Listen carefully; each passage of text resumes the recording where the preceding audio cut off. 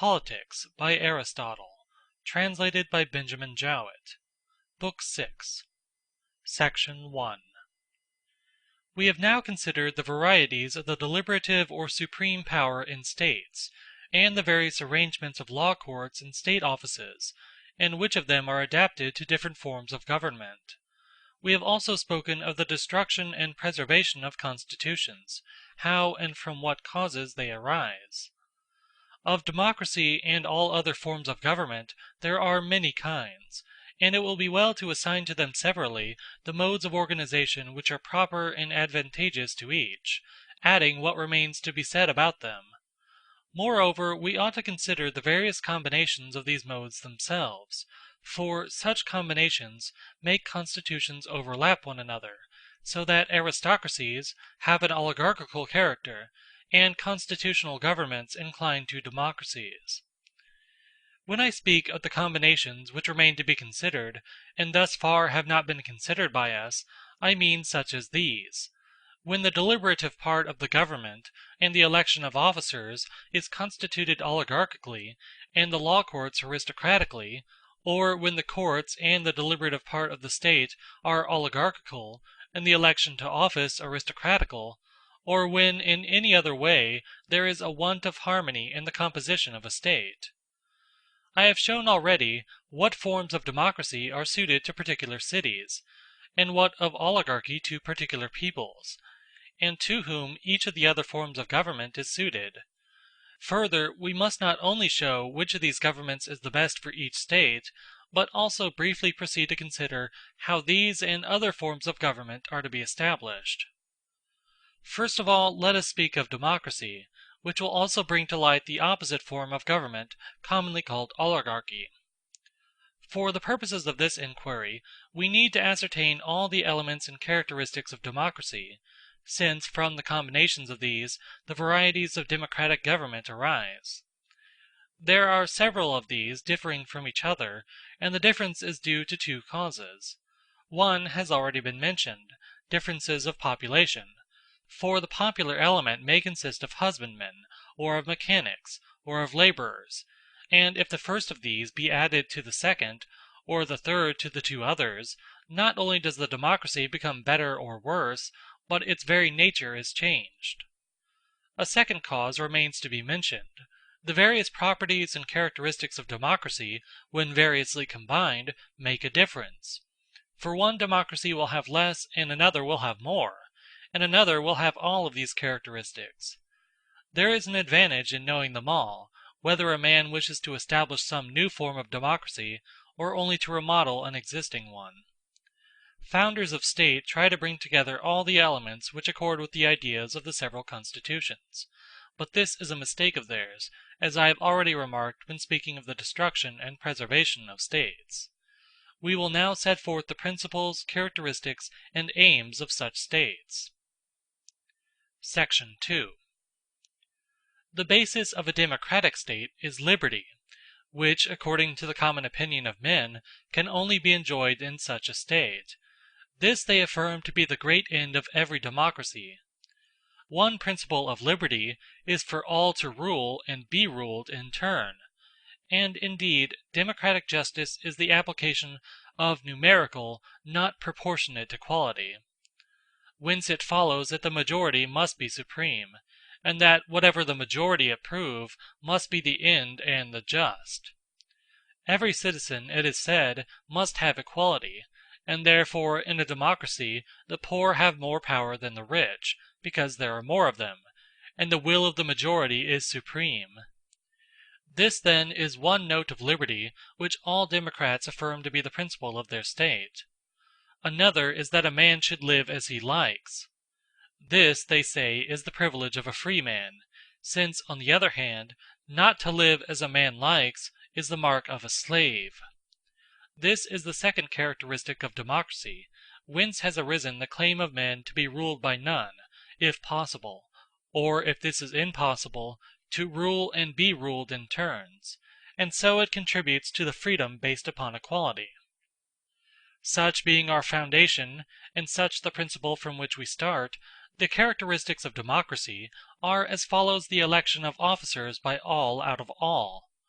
and that all should rule over each, and each in its turn over all; that the appointment to all offices, or to all but those which require experience and skill, should be made by lot; that no property qualification should be required for offices, or only a very low one; that a man should not hold the same office twice, or not often, or in the case of a few except military offices; that the tenure of all offices, or of as many as possible, should be brief; that all men should sit in judgment, or that judges selected out of all should judge in all matters, or in most and in the greatest and most important; such as the scrutiny of accounts, the constitution, and private contracts; that the assembly should be supreme over all causes, or at any rate over the most important, and the magistrates over none or only over a very few. Of all magistracies, a council is the most democratic when there is not the means of paying all the citizens; but when they are paid, even this is robbed of its power; for the people then draw all cases to themselves, as I said in the previous discussion. The next characteristic of democracy is payment for services.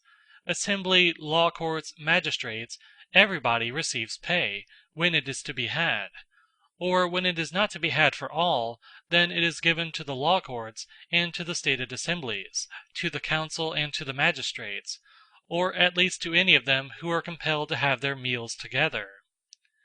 And whereas oligarchy is characterized by birth, wealth, and education, the notes of democracy appear to be the opposite of these: low birth, poverty, mean employment.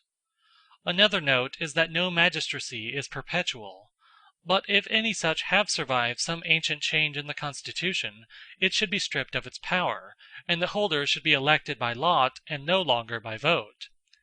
These are the points common to all democracies; but democracy and demos, in their truest form, are based upon the recognized principle of democratic justice, that all should count equally; for equality implies that the poor should have no more share in the government than the rich, and should not be the only rulers, but that all should rule equally according to their numbers. And in this way men think that they will secure equality and freedom in their state. Section 3. Next comes the question, how is this equality to be obtained? Are we to assign to 1,000 poor men the property qualifications of 500 rich men? And shall we give the 1,000 a power equal to that of the 500? Or if this is not to be the mode, ought we, still retaining the same ratio, to take equal numbers from each, and give them the control of the elections and of the courts? Which, according to the democratical notion, is the juster form of the constitution, this or one based on numbers only? Democrats say that justice is that to which the majority agree; oligarchs, that to which the wealthier class. In their opinion, the decision should be given according to the amount of property. In both principles there is some inequality and injustice. For if justice is the will of the few, any one person who has more wealth than all the rest of the rich put together, ought, upon the oligarchical principle, to have the sole power; but this would be tyranny. Or if justice is the will of the majority, as I was before saying, they will unjustly confiscate the property of the wealthy minority. To find a principle of equality which they both agree, we must inquire into their respective ideas of justice.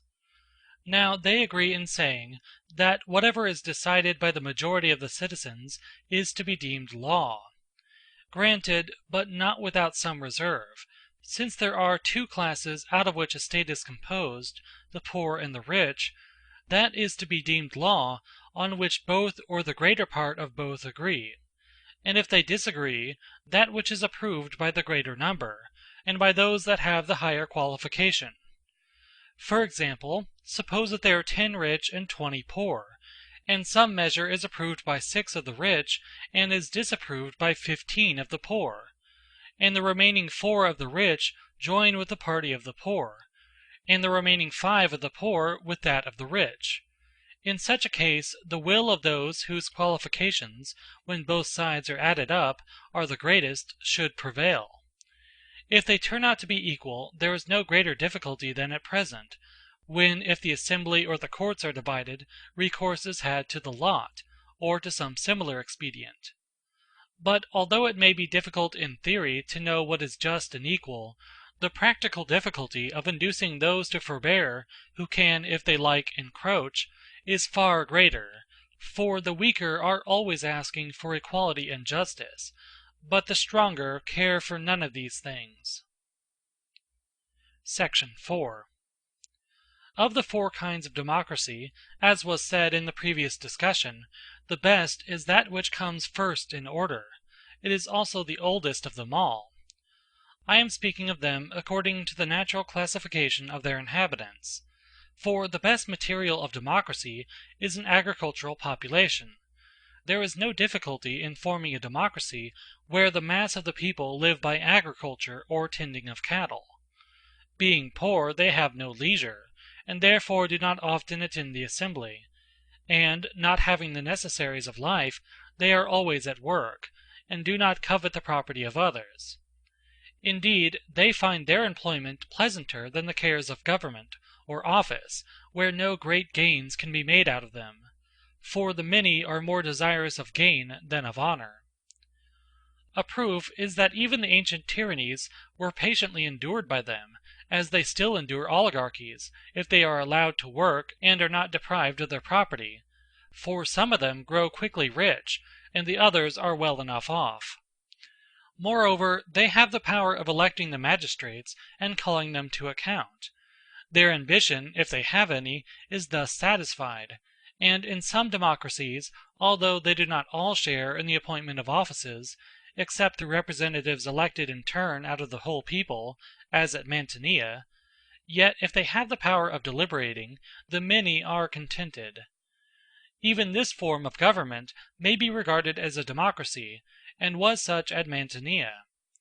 Hence it is both expedient and customary in the aforementioned type of democracy that all should elect to offices, and conduct scrutinies, and sit in the law courts, but that the great offices should be filled up by election, and from persons having a qualification; the greater requiring a greater qualification; or if there be no offices for which a qualification is required, then those who are marked out by special ability should be appointed. Under such a form of government the citizens are sure to be governed well, for the offices will always be held by the best persons; the people are willing enough to elect them, and are not jealous of the good. The good and the notables will then be satisfied, for they will not be governed by men who are their inferiors; and the persons elected will rule justly, because others will call them to account. Every man should be responsible to others, nor should anyone be allowed to do just as he pleases; for where absolute freedom is allowed, there is nothing to restrain the evil which is inherent in every man.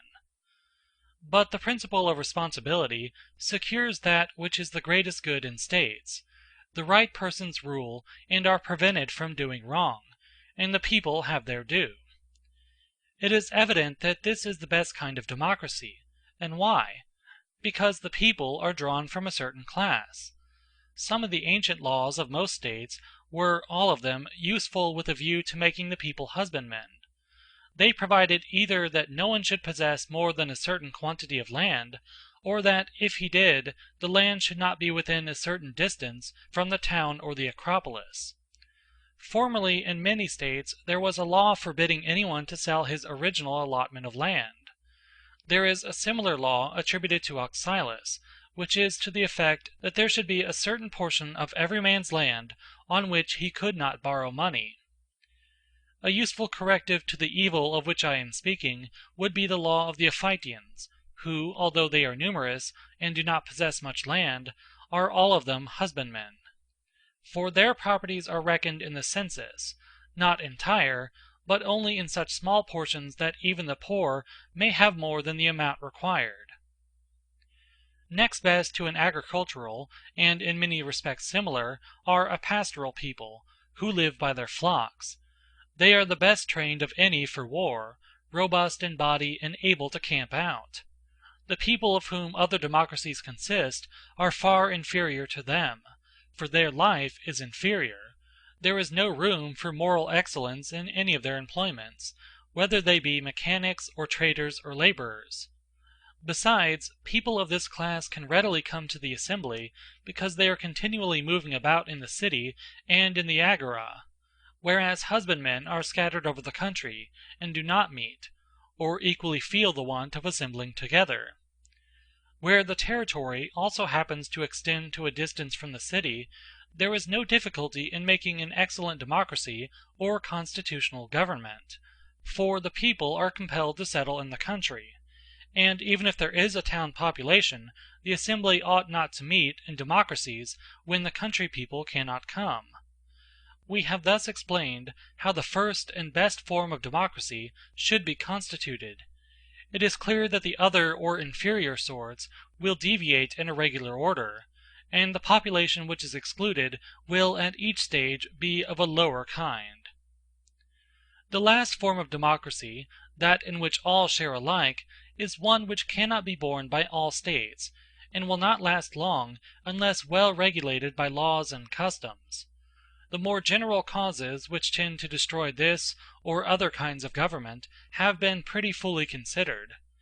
In order to constitute such a democracy and strengthen the people, the leaders have been in the habit of including as many as they can, and making citizens not only of those who are legitimate, but even of the illegitimate, and of those who have only one parent a citizen, whether father or mother; for nothing of this sort comes amiss to such a democracy.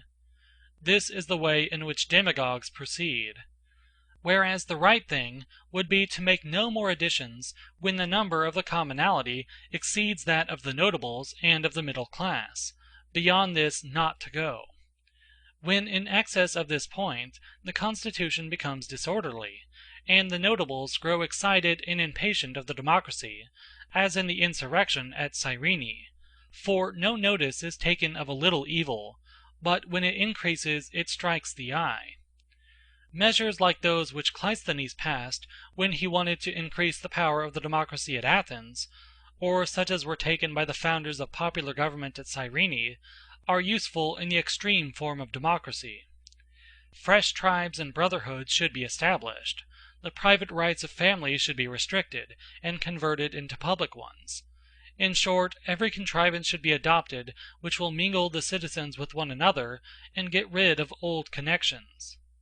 Again, the measures which are taken by tyrants appear, all of them, to be democratic; such, for instance, as the license permitted to slaves, which may be to a certain extent advantageous, and also that of women and children, and the allowing everybody to live as he likes. Such a government will have many supporters, for most persons would rather live in a disorderly than in a sober manner. End of Book 6, Sections 1 through 4.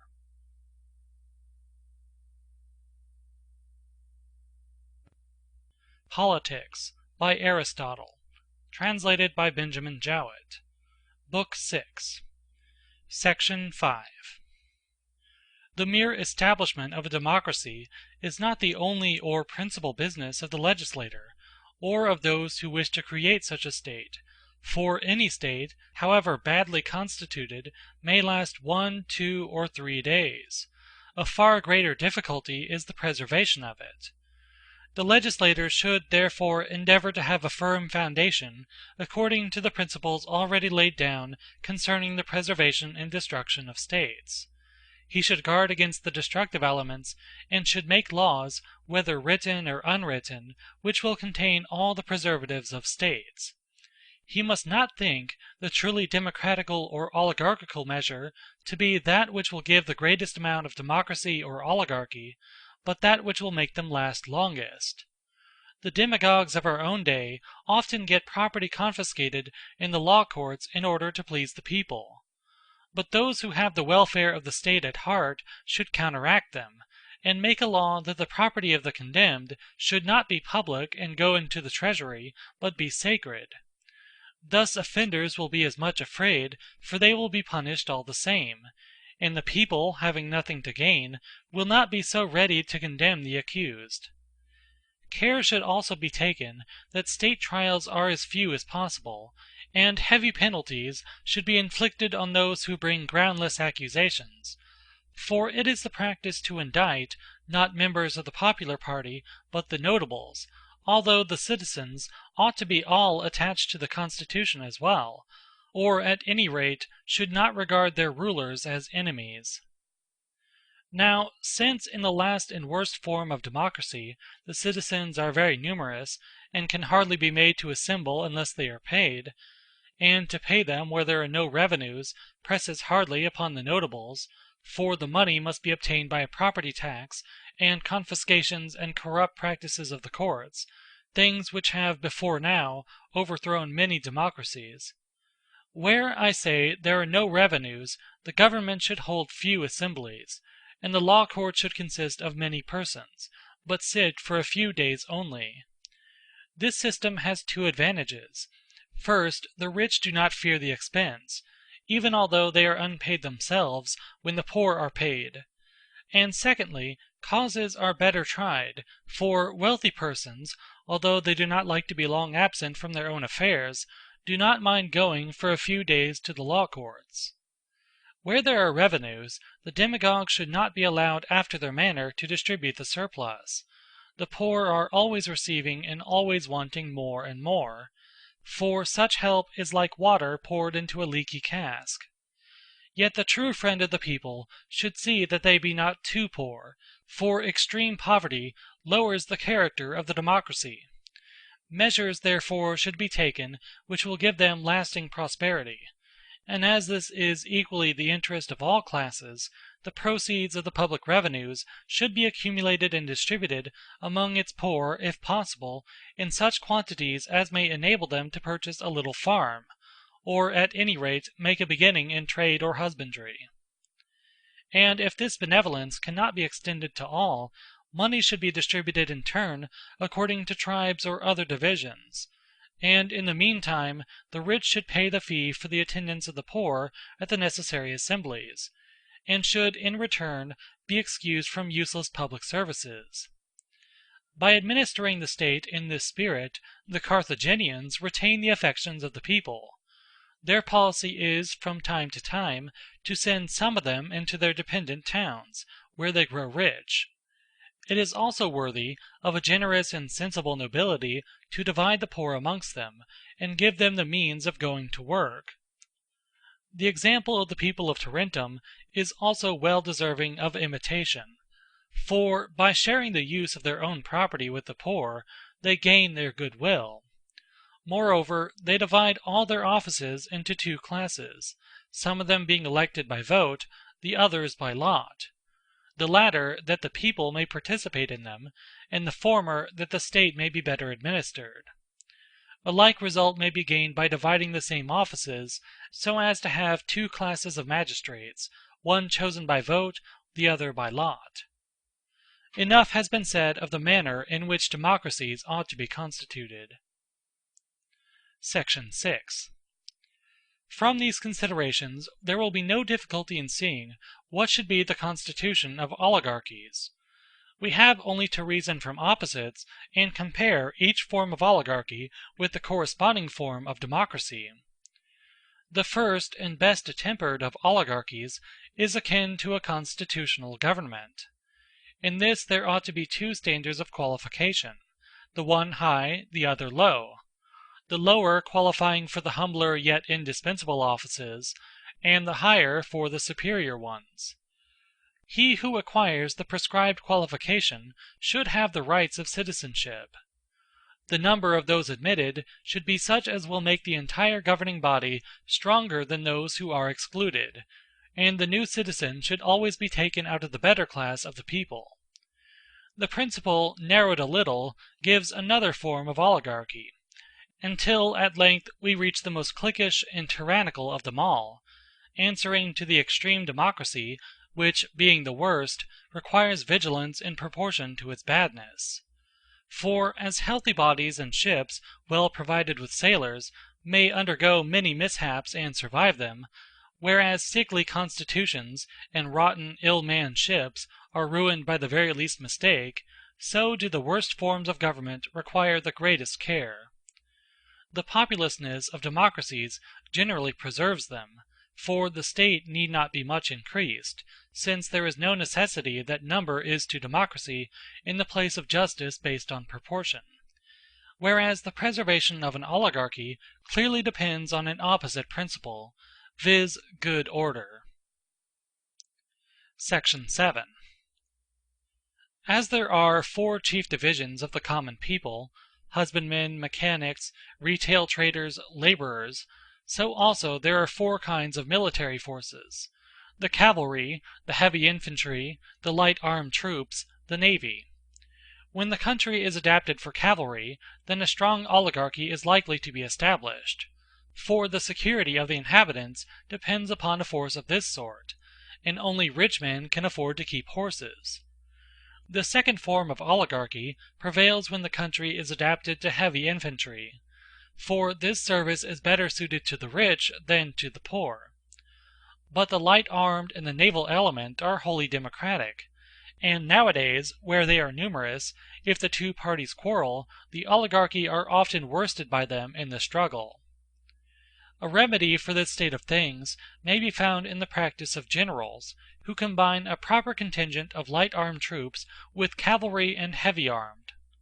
And this is the way in which the poor get the better of the rich in civil contests. Being lightly armed, they fight with advantage against cavalry and heavy infantry. An oligarchy which raises such a force out of the lower classes raises a power against itself. And therefore, since the ages of the citizens vary, and some are older and some younger, the fathers should have their own sons, while they are still young, taught the agile movements of light armed troops, and these, when they have been taken out of the ranks of the youth, should become light armed warriors in reality. The oligarchy should also yield a share in the government to the people, either, as I said before, to those who have a property qualification, or, as in the case of Thebes, to those who have abstained for a certain number of years from mean employments, or, as at Massalia, to men of merit who are selected for their worthiness, whether previously citizens or not. The magistracies of the highest rank, which ought to be in the hands of the governing body, should have expensive duties attached to them, and then the people will not desire them, and will take no offense at the privileges of their rulers, when they see that they pay a heavy fine for their dignity. It is fitting also that the magistrates, on entering office, should offer magnificent sacrifices or erect some public edifice, and then the people who participate in the entertainments, and see the city decorated with votive offerings and buildings, will not desire an alteration in the government, and the notables will have memorials of their munificence. This, however, is anything but the fashion of our modern oligarchs, who are as covetous of gain as they are of honor. Oligarchies like theirs may well be described as petty democracies. Enough of the manner in which democracies and oligarchies should be organized. Section 8. Next in order follows the right distribution of offices, their number, their nature, their duties, of which indeed we have already spoken. No state can exist not having the necessary offices, and no state can be well administered not having the offices which tend to preserve harmony and good order. In small states, as we have already remarked, there must not be many of them, but in larger there must be a larger number, and we should carefully consider which offices may properly be united and which separated. First among necessary offices is that which has the care of the market. A magistrate should be appointed to inspect contracts and to maintain order. For in every state there must inevitably be buyers and sellers who will supply one another's wants. This is the readiest way to make a state self-sufficing and so fulfill the purpose for which men come together into one state. A second office of a similar kind undertakes the supervision and embellishment of public and private buildings, the maintaining and repairing of houses and roads, the prevention of disputes about boundaries, and other concerns of a like nature. This is commonly called the office of city warden, and has various departments, which in more populous towns are shared among different persons, one, for example, taking charge of the walls, another of the fountains, a third of harbors. There is another equally necessary office, and of a similar kind, having to do with the same matters without the walls and in the country. The magistrates who hold this office are called wardens of the country, or inspectors of the woods. Besides these three, there is a fourth office of receivers of taxes, who have under their charge the revenue which is distributed among the various departments. These are called receivers or treasurers. Another officer registers all private contracts and decisions of the courts, all public indictments, and also all preliminary proceedings. This office again is sometimes subdivided, in which case one officer is appointed over all the rest. These officers are called recorders, or sacred recorders, presidents, and the like. Next to these comes an office of which the duties are the most necessary and also the most difficult, viz., that to which is committed the execution of punishments, or the exaction of fines from those who are posted up according to the registers, and also the custody of prisoners. The difficulty of this office arises out of the odium which is attached to it. No one will undertake it unless great profits are made, and anyone who does is loath to execute the law. Still the office is necessary, for judicial decisions are useless if they take no effect, and if society cannot exist without them, neither can it exist without the execution of them. It is an office which, being so unpopular, should not be entrusted to one person, but divided among several taken from different courts. In like manner, an effort should be made to distribute among different persons the writing up of those who are on register of public debtors. Some sentences should be executed by the magistrates also, and in particular penalties due to the outgoing, magistrates should be exacted by the incoming ones. And as regards those due to magistrates already in office, when one court has given judgment, another should exact the penalty. For example, the wardens of the city should exact the fines imposed by the wardens of the agora, and others again should exact the fines imposed by them. For penalties are more likely to be exacted when less odium attaches to the exaction of them. But a double odium is incurred when the judges who have passed also execute the sentence, and if they are always the executioners, they will be the enemies of all. In many places, while one magistracy executes the sentence, another has the custody of the prisoners, as for example the 11 at Athens. It is well to separate off the jailership also, and try by some device to render the office less unpopular.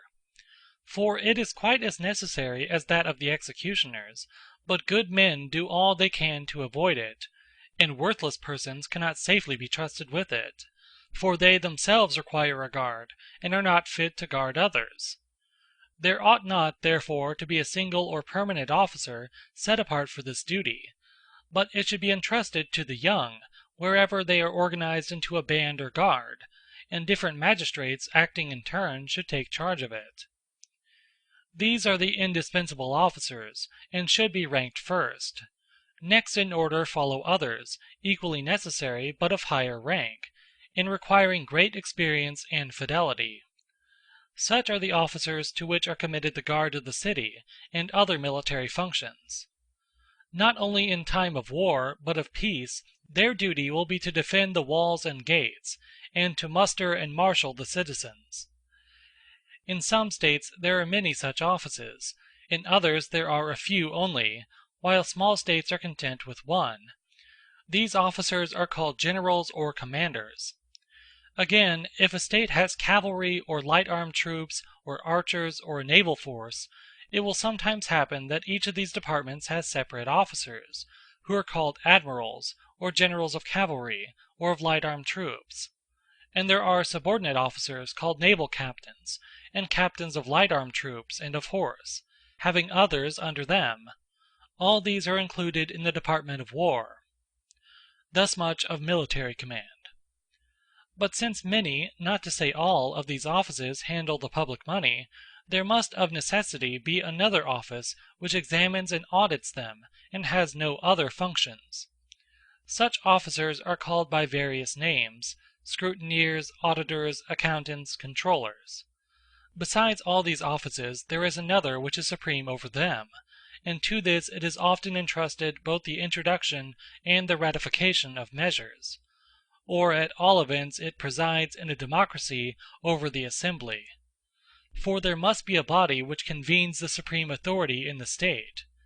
In some places they are called probuli, because they hold previous deliberations, but in a democracy more commonly councillors. These are the chief political offices. Another set of officers is concerned with the maintenance of religion. Priests and guardians see to the preservation and repair of the temples of the gods and to other matters of religion.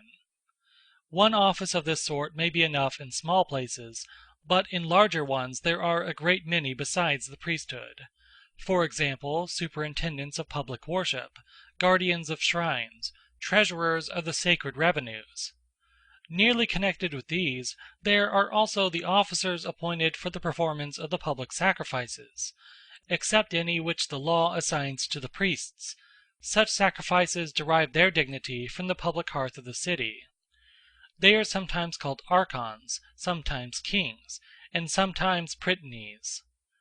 These then are the necessary offices, which may be summed up as follows: offices concerned with matters of religion, with war, with the revenue and expenditure, with the market, with the city, with the harbors, with the country, also with the courts of law, with the records of contracts, with execution of sentences, with custody of prisoners, with audits and scrutinies and accounts of magistrates. Lastly, there are those which preside over the public deliberations of the state. There are likewise magistracies characteristic of states which are peaceful and prosperous, and at the same time have a regard to good order, such as the offices of guardians of women, guardians of the law, guardians of children, and directors of gymnastics, also superintendents of gymnastic and Dionysiac contests, and of other similar spectacles. Some of these are clearly not democratic offices, for example, the guardianships of women and children. The poor, not having any slaves, must employ both their women and children as servants. Once more, there are three offices according to whose directions the highest magistrates are chosen in certain states: guardians of the law, probuli, councillors. Of these, the guardians of the law are an aristocratical, the probuli an oligarchical, the council a democratical institution. Enough of the different kinds of offices.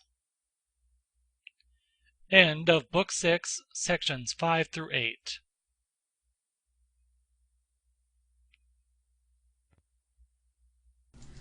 Politics by Aristotle, translated by Benjamin Jowett.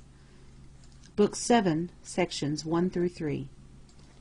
Book 7, 1. He who would duly inquire about the best form of a state ought first to determine which is the most eligible life. While this remains uncertain, the best form of the state must also be uncertain, for, in the natural order of things, those may be expected to lead the best life who are governed in the best manner of which their circumstances admit. We ought therefore to ascertain, first of all, which is the most generally eligible life, and then whether the same life is or is not the best for the state and for individuals. Assuming that enough has already been said in discussions outside the school concerning the best life, we will now only repeat what is contained in them.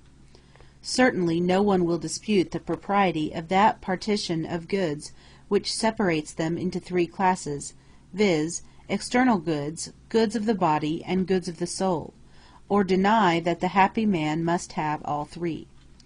For no one would maintain that he is happy who has not in him a particle of courage, or temperance, or justice, or prudence, who is afraid of every insect which flutters past him, and who will commit any crime, however great, in order to gratify his lust of meat or drink, who will sacrifice his dearest friend for the sake of half a farthing, and is as feeble and false in mind as a child or a madman. These propositions are almost universally acknowledged as soon as they are uttered, but men differ about the degree or relative superiority of this or that good. Some think that a very moderate amount of virtue is enough, but set no limit to their desires of wealth, property, power, reputation, and the like.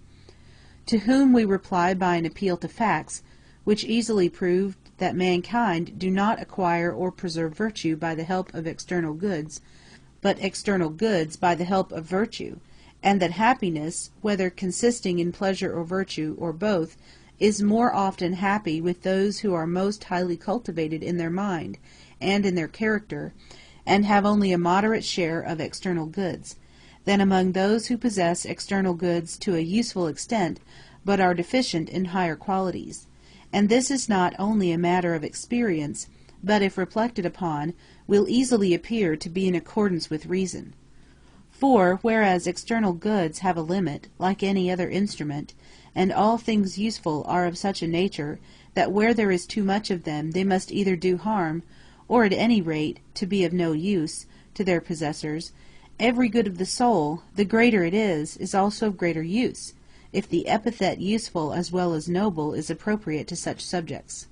No proof is required to show that the best state of one thing in relation to another corresponds in degree of excellence to the interval between the natures of which we say that these very states are states, so that if the soul is more noble than our possessions or our bodies, both absolutely and in relation to us, it must be admitted that the best state of either has a similar ratio to the other. Again, it is for the sake of the soul that goods external and goods of the body are eligible at all, and all wise men ought to choose them for the sake of the soul, and not the soul for the sake of them. Let us acknowledge then that each one has just so much of happiness as he has of virtue and wisdom, and of virtuous and wise action. God is a witness to us of this truth, for he is happy and blessed, not by reason of any external good, but in himself and by reason of his own nature. And herein of necessity lies the difference between good fortune and happiness. For external goods come of themselves, and chance is the author of them, but no one is just or temperate by or through chance. In like manner, and by a similar train of argument, the happy state may be shown to be that which is best and which acts rightly, and rightly it cannot act without doing right actions, and neither individual nor state can do right actions without virtue and wisdom.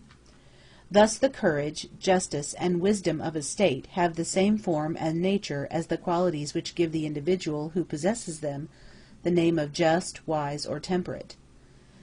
Thus much may suffice by way of preface, for I could not avoid touching upon these questions, neither could I go through all the arguments affecting them.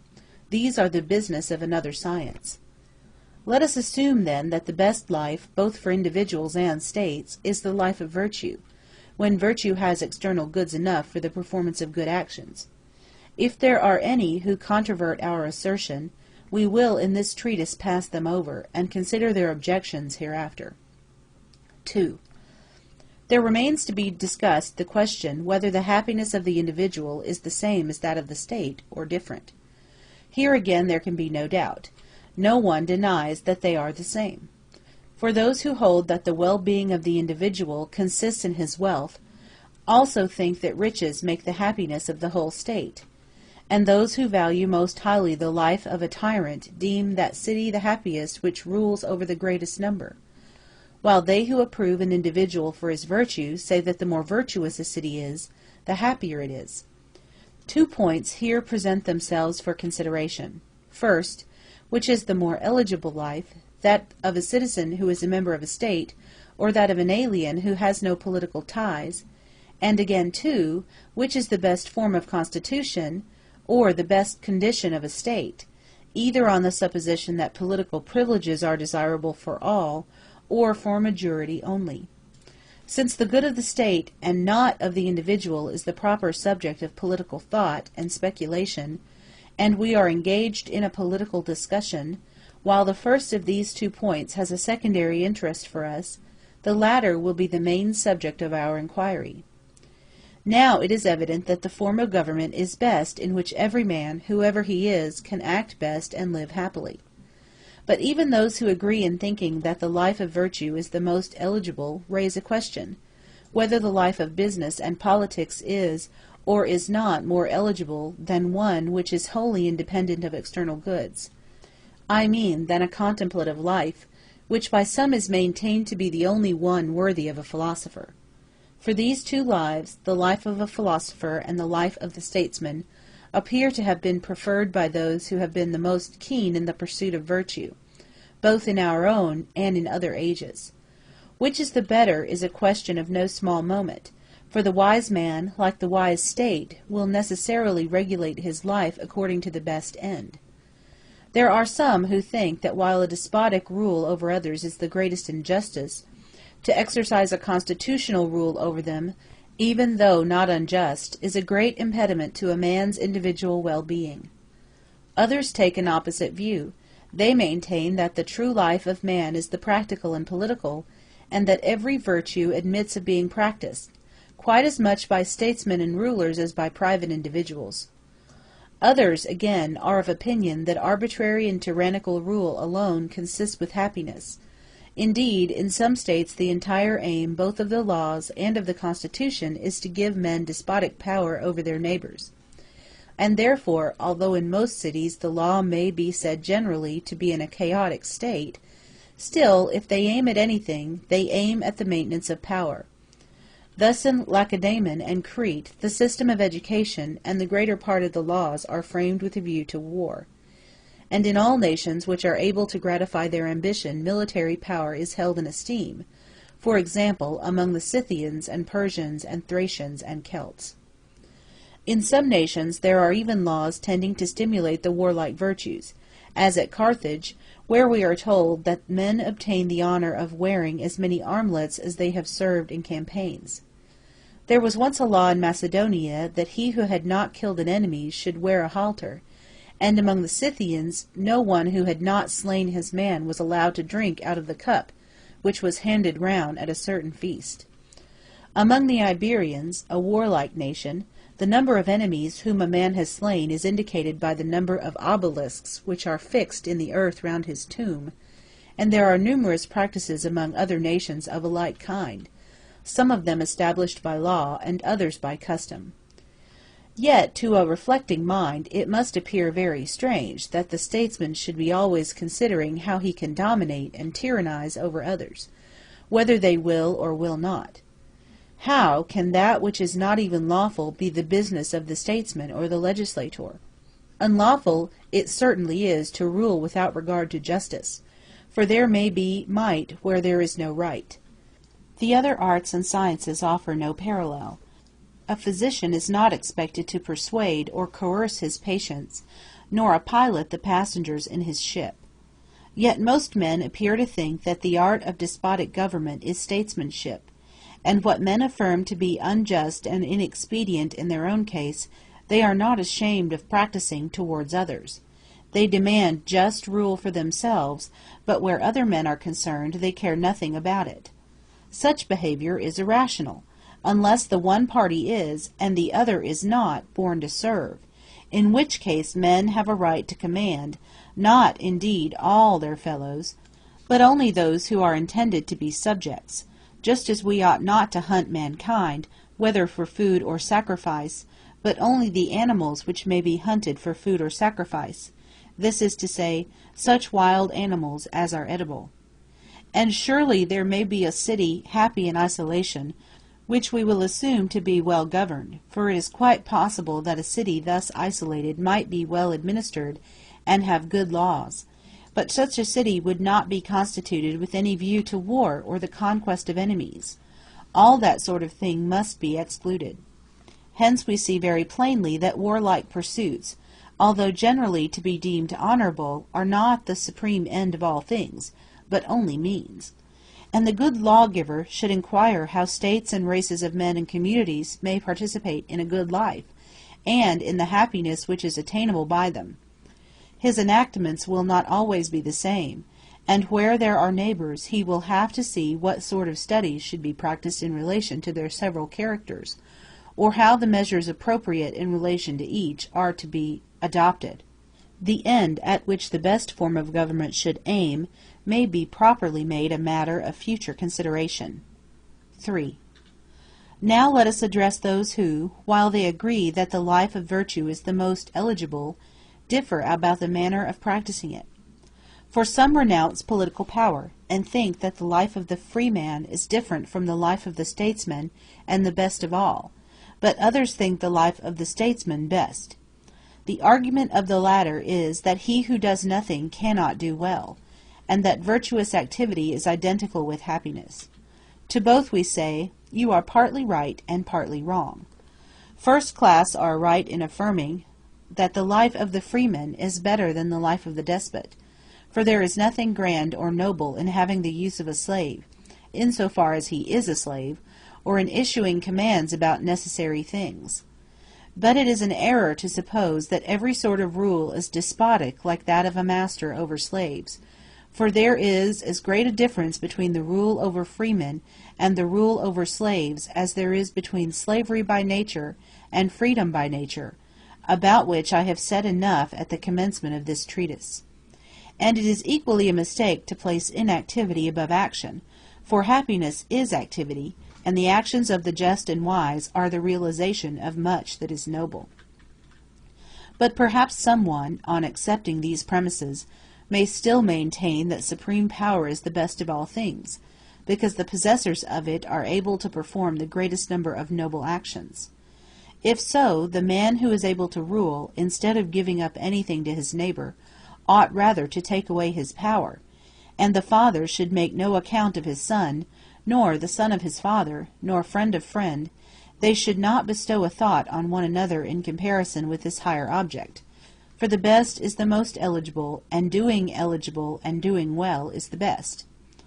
There might be some truth in such a view if we assume that robbers and plunderers attain the chief good. But this can never be. Their hypothesis is false. For the actions of a ruler cannot really be honorable unless he is as much superior to other men as a husband is to a wife, or a father to his children, or a master to his slaves. And therefore he who violates the law can never recover by any success, however great, what he has already lost in departing from virtue. For equals, the honorable and the just consist in sharing alike, as just and equal. But that the unequal should be given to equals, and the unlike to those who are like, is contrary to nature, and nothing which is contrary to nature is good. If, therefore, there is any one superior in virtue and in the power of performing the best actions, him we ought to follow and obey, but he must have the capacity for action as well as virtue. If we are right in our view, and happiness is assumed to be virtuous activity, the active life will be the best, both for every city collectively and for individuals. Not that a life of action must necessarily have relation to others, as some persons think, nor are these ideas only to be regarded as practical which are pursued for the sake of practical results, but much more the thoughts and contemplations which are independent and complete in themselves, since virtuous activity, and therefore a certain kind of action, is an end, and even in the case of external actions, the directing mind is most truly said to act. Neither, again, is it necessary that states which are cut off from others and choose to live alone should be inactive, for activity, as well as other things, may take place by sections. There are many ways in which the sections of a state act upon one another. The same thing is equally true of every individual. If this were otherwise, God and the universe, who have no external actions over and above their own energies, would be far enough from perfection. Hence it is evident that the same life is best for each individual, and for states, and for mankind collectively. End of Book 7, sections 1 through 3.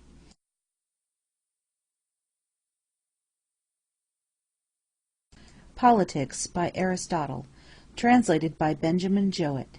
Book 7, sections 4 through 9. 4. Thus far, by way of introduction, in what has preceded I have discussed other forms of government. In what remains, the first point to be considered is what should be the conditions of the ideal or perfect state. For the perfect state cannot exist without a due supply of the means of life.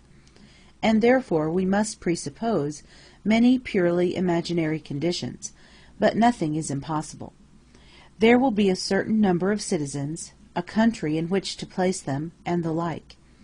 As the weaver or shipbuilder or any other artisan must have the material proper for his work, and in proportion as this is better prepared, so will the result of his art be nobler, so the statesman or legislator must also have the materials suited to him.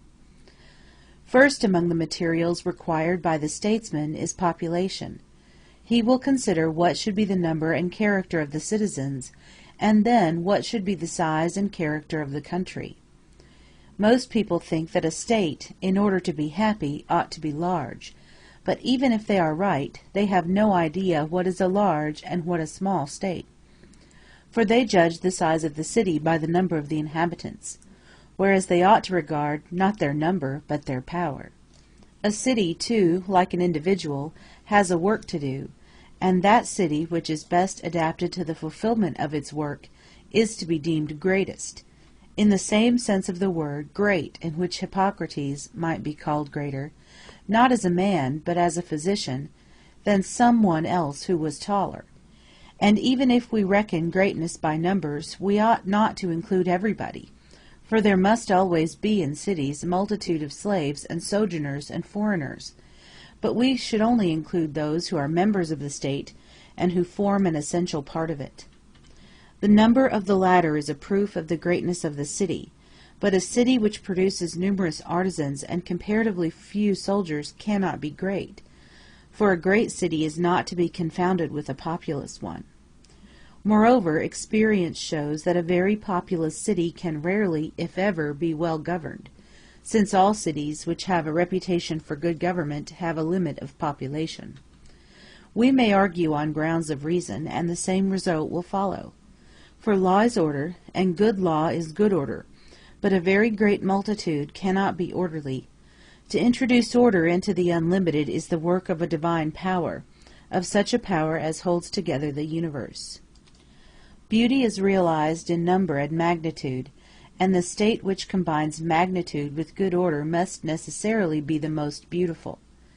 To the size of states there is a limit, as there is to other things, plants, animals, implements, for none of these retain their natural power when they are too large or too small, but they either wholly lose their nature or are spoiled.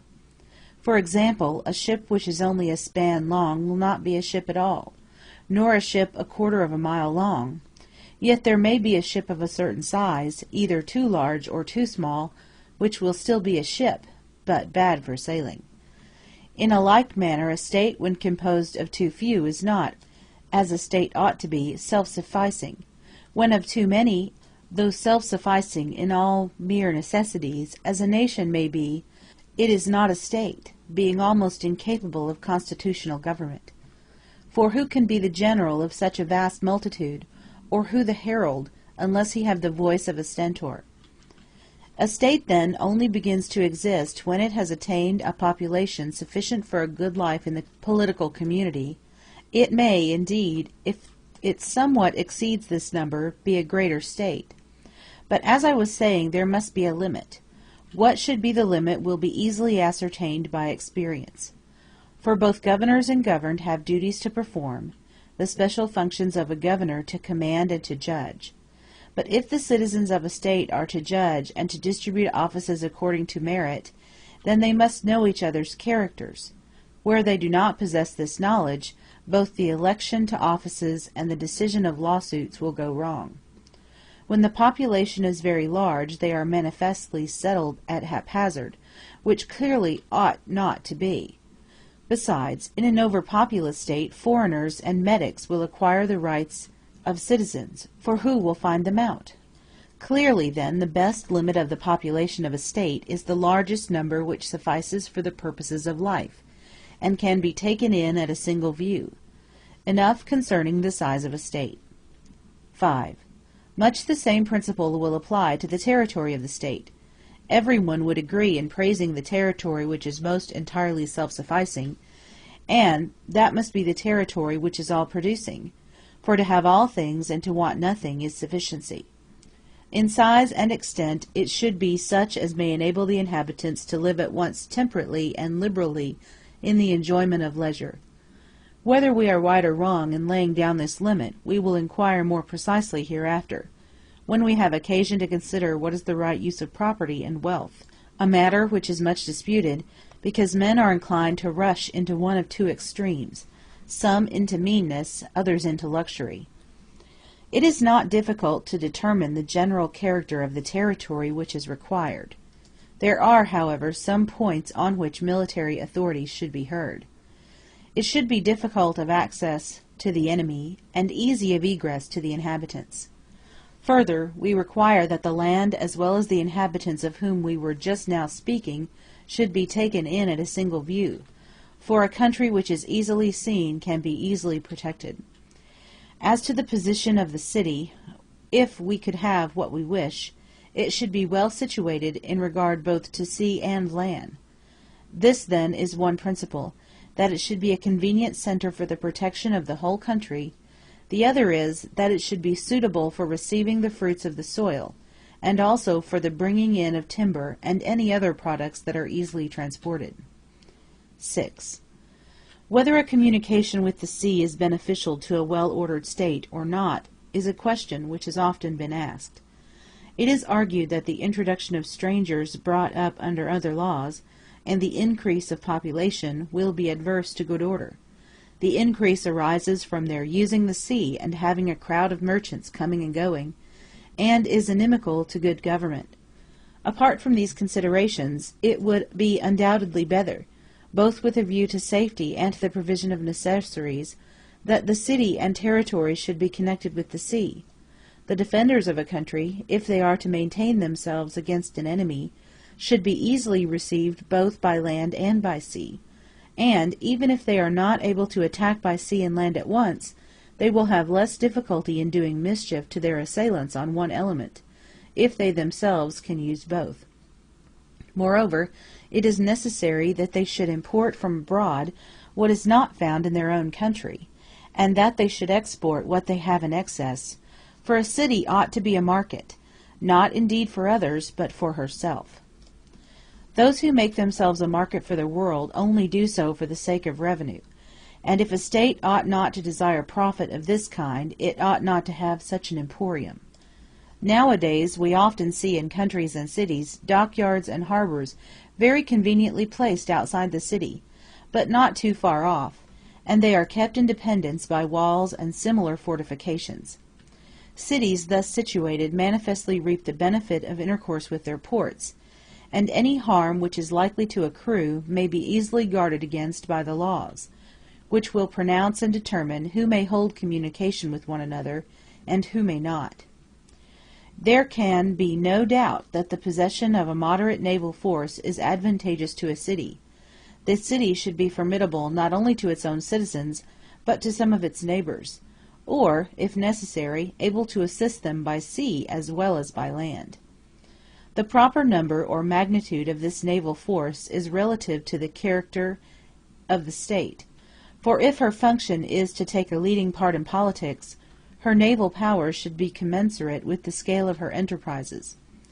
The population of the state need not be much increased, since there is no necessity that the sailors should be citizens. The marines who have the control and command will be free men, and belong also to the infantry, and wherever there is a dense population of perioeci and husbandmen, there will always be sailors more than enough. Of this we see instances at the present day. The city of Heraclea, for example, although small in comparison with many others, can man a considerable fleet. Such are our conclusions respecting the territory of the state, its harbors, its towns, its relations to the sea, and its maritime power. 7. Having spoken of the number of the citizens, we will proceed to speak of what should be their character. This is a subject which can be easily understood by any one who casts his eye on the more celebrated states of Hellas, and generally on the distribution of races in the habitable world. Those who live in a cold climate and in Europe are full of spirit, but wanting in intelligence and skill, and therefore they retain comparative freedom, but have no political organization, and are incapable of ruling over others. Whereas the natives of Asia are intelligent and inventive, but they are wanting in spirit, and therefore they are always in a state of subjection and slavery. But the Hellenic race, which is situated between them, is likewise intermediate in character, being high-spirited and also intelligent. Hence it continues free, and is the best governed of any nation, and, if it could be formed into one state, would be able to rule the world. There are also similar differences in the different tribes of Hellas, for some of them are of a one-sided nature, and are intelligent or courageous only, while in others there is a happy combination of both qualities. And clearly those on whom the legislator will be most easily led to virtue may be expected to be both intelligent and courageous. Some say that the guardians should be friendly towards those whom they know, fierce towards those whom they do not know. Now passion is the quality of the soul which begets friendship, and enables us to love. Notably, the spirit within us is more stirred against our friends and acquaintances than against those who are unknown to us, when we think that we are despised by them, for which reason Archilochus, complaining of his friends, very naturally addresses his soul in these words: "For surely thou art plagued on account of friends." The power of command and the love of freedom are in all men based upon this quality, for passion is commanding and invincible. Nor is it right to say that the guardians should be fierce towards those whom they do not know, for we ought not to be out of temper with anyone, and a lofty spirit is not fierce by nature, but only when excited against evildoers.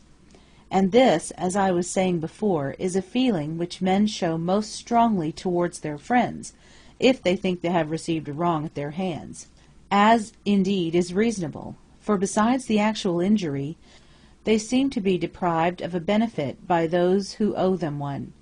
Hence the saying, "Cruel is the strife of brethren," and again, "They who love in excess also hate in excess." Thus we have nearly determined the number and character of the citizens of our state, and also the size and nature of their territory. I say nearly, for we ought not to require the same minuteness in theory as in the facts given by perception. 8. As in other natural compounds, the conditions of a composite whole are not necessarily organic parts of it. So in a state or in any other combination forming a unity, not everything is a part, which is a necessary condition. The members of an association have necessarily some one thing the same and common to all, in which they share equally or unequally, for example, food or land or any other thing. But when there are two things of which one is a means and the other an end, they have nothing in common except that the one receives what the other produces. Such, for example, is the relation which workman and tool stand to their work. The house and the builder have nothing in common, but the art of the builder is for the sake of the house. And so states require property, but property, even though living beings are included in it, is no part of a state. For a state is not a community of living beings only, but a community of equals, aiming at the best life possible. Now, whereas happiness is the highest good, being a realization and perfect practice of virtue, which some can attain, while others have little or none of it, the various qualities of men are clearly the reason why there are various kinds of states and many forms of government. For different men seek after happiness in different ways, and by different means, and so make for themselves different modes of life and forms of government. We must see also how many things are indispensable to the existence of a state, for what we call the parts of a state will be found among the indispensables. Let us enumerate the functions of a state, and we shall easily elicit what we want. First, there must be food. Secondly, arts, for life requires many instruments. Thirdly, there must be arms, for the members of a community have need of them, and in their own hands too, in order to maintain authority both against disobedient subjects and against external assailants. Fourthly, there must be a certain amount of revenue, both for internal needs and for purposes of war. Fifthly, or rather first, there must be a care of religion, which is commonly called worship. Sixthly, and most necessary of all, there must be a power of deciding what is for the public interest, and what is just in men's dealings with one another. These are the services which every state may be said to need. For a state is not a mere aggregate of persons, but a union of them sufficing for the purposes of life. And if any of these things be wanting, it is, as we maintain, impossible that the community can be absolutely self-sufficing. A state, then, should be framed with a view to the fulfillment of these functions. There must be husbandmen to procure food, and artisans, and a warlike and a wealthy class, and priests and judges to decide what is necessary and expedient. 9. Having determined these points, we have in the next place to consider whether all ought to share in every sort of occupation. Shall every man be at once husbandman, artisan, counsellor, judge, or shall we suppose the several occupations just mentioned assigned to different persons? Or thirdly, shall some employments be assigned to individuals and others common to all? The same arrangement, however, does not occur in every constitution. As we were saying, all may be shared by all, or not all by all, but only by some, and hence arise the differences of constitutions. For in democracies all share in all, in oligarchies the opposite practice prevails. Now, since we are here speaking of the best form of government, i.e., that under which the state will be the most happy, and happiness, as has been already said, cannot exist without virtue, it clearly follows that in the state which is best governed and possesses men who are just absolutely, and not merely relatively to the principle of the Constitution, the citizens must not lead the life of mechanics or tradesmen, for such a life is ignoble and inimical to virtue. Neither must they be husbandmen, since leisure is necessary both for the development of virtue and the performance of political duties. Again, there is in a state a class of warriors and another of counselors who advise about the expedient and determine matters of law, and these seem in an especial manner parts of a state. Now, should these two classes be distinguished, or are both functions to be assigned to the same persons?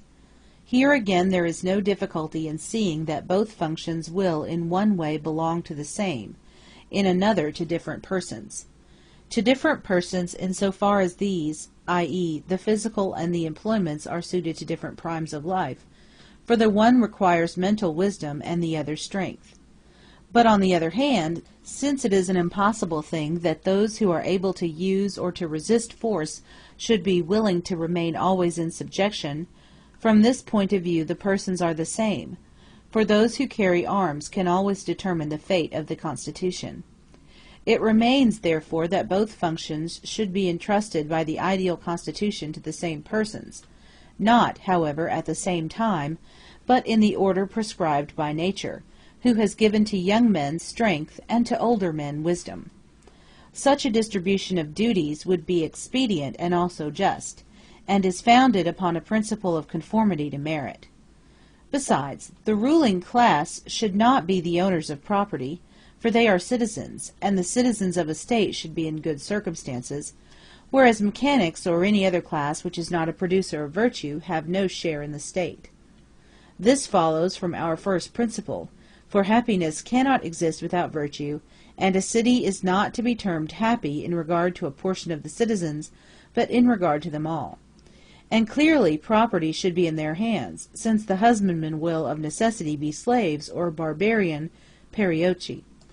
Of the classes enumerated there remain only the priests, and the manner in which their office is to be regulated is obvious. No husbandman or mechanic should be appointed to it, for the gods should receive honor from the citizens only. Now, since the body of the citizen is divided into two classes, the warriors and the counselors, it is beseeming that the worship of the gods should be duly performed, and also a rest provided in their service for those who from age have given up active life. To the old men of these two classes should be assigned the duties of the priesthood. We have shown what are the necessary conditions, and what the parts of a state. Husbandmen, craftsmen, and laborers of all kinds are necessary to the existence of states, but the parts of the state are the warriors and counselors, and these are distinguished severally one from another, the distinction being in some cases permanent, in others not. End of Book 7, Sections 4 through 9. Politics, by Aristotle. Translated by Benjamin Jowett. Book 7. Sections 10 through 12. 10. It is not a new or recent discovery of political philosophers that the state ought to be divided into classes, and that the warriors should be separated from the husbandmen.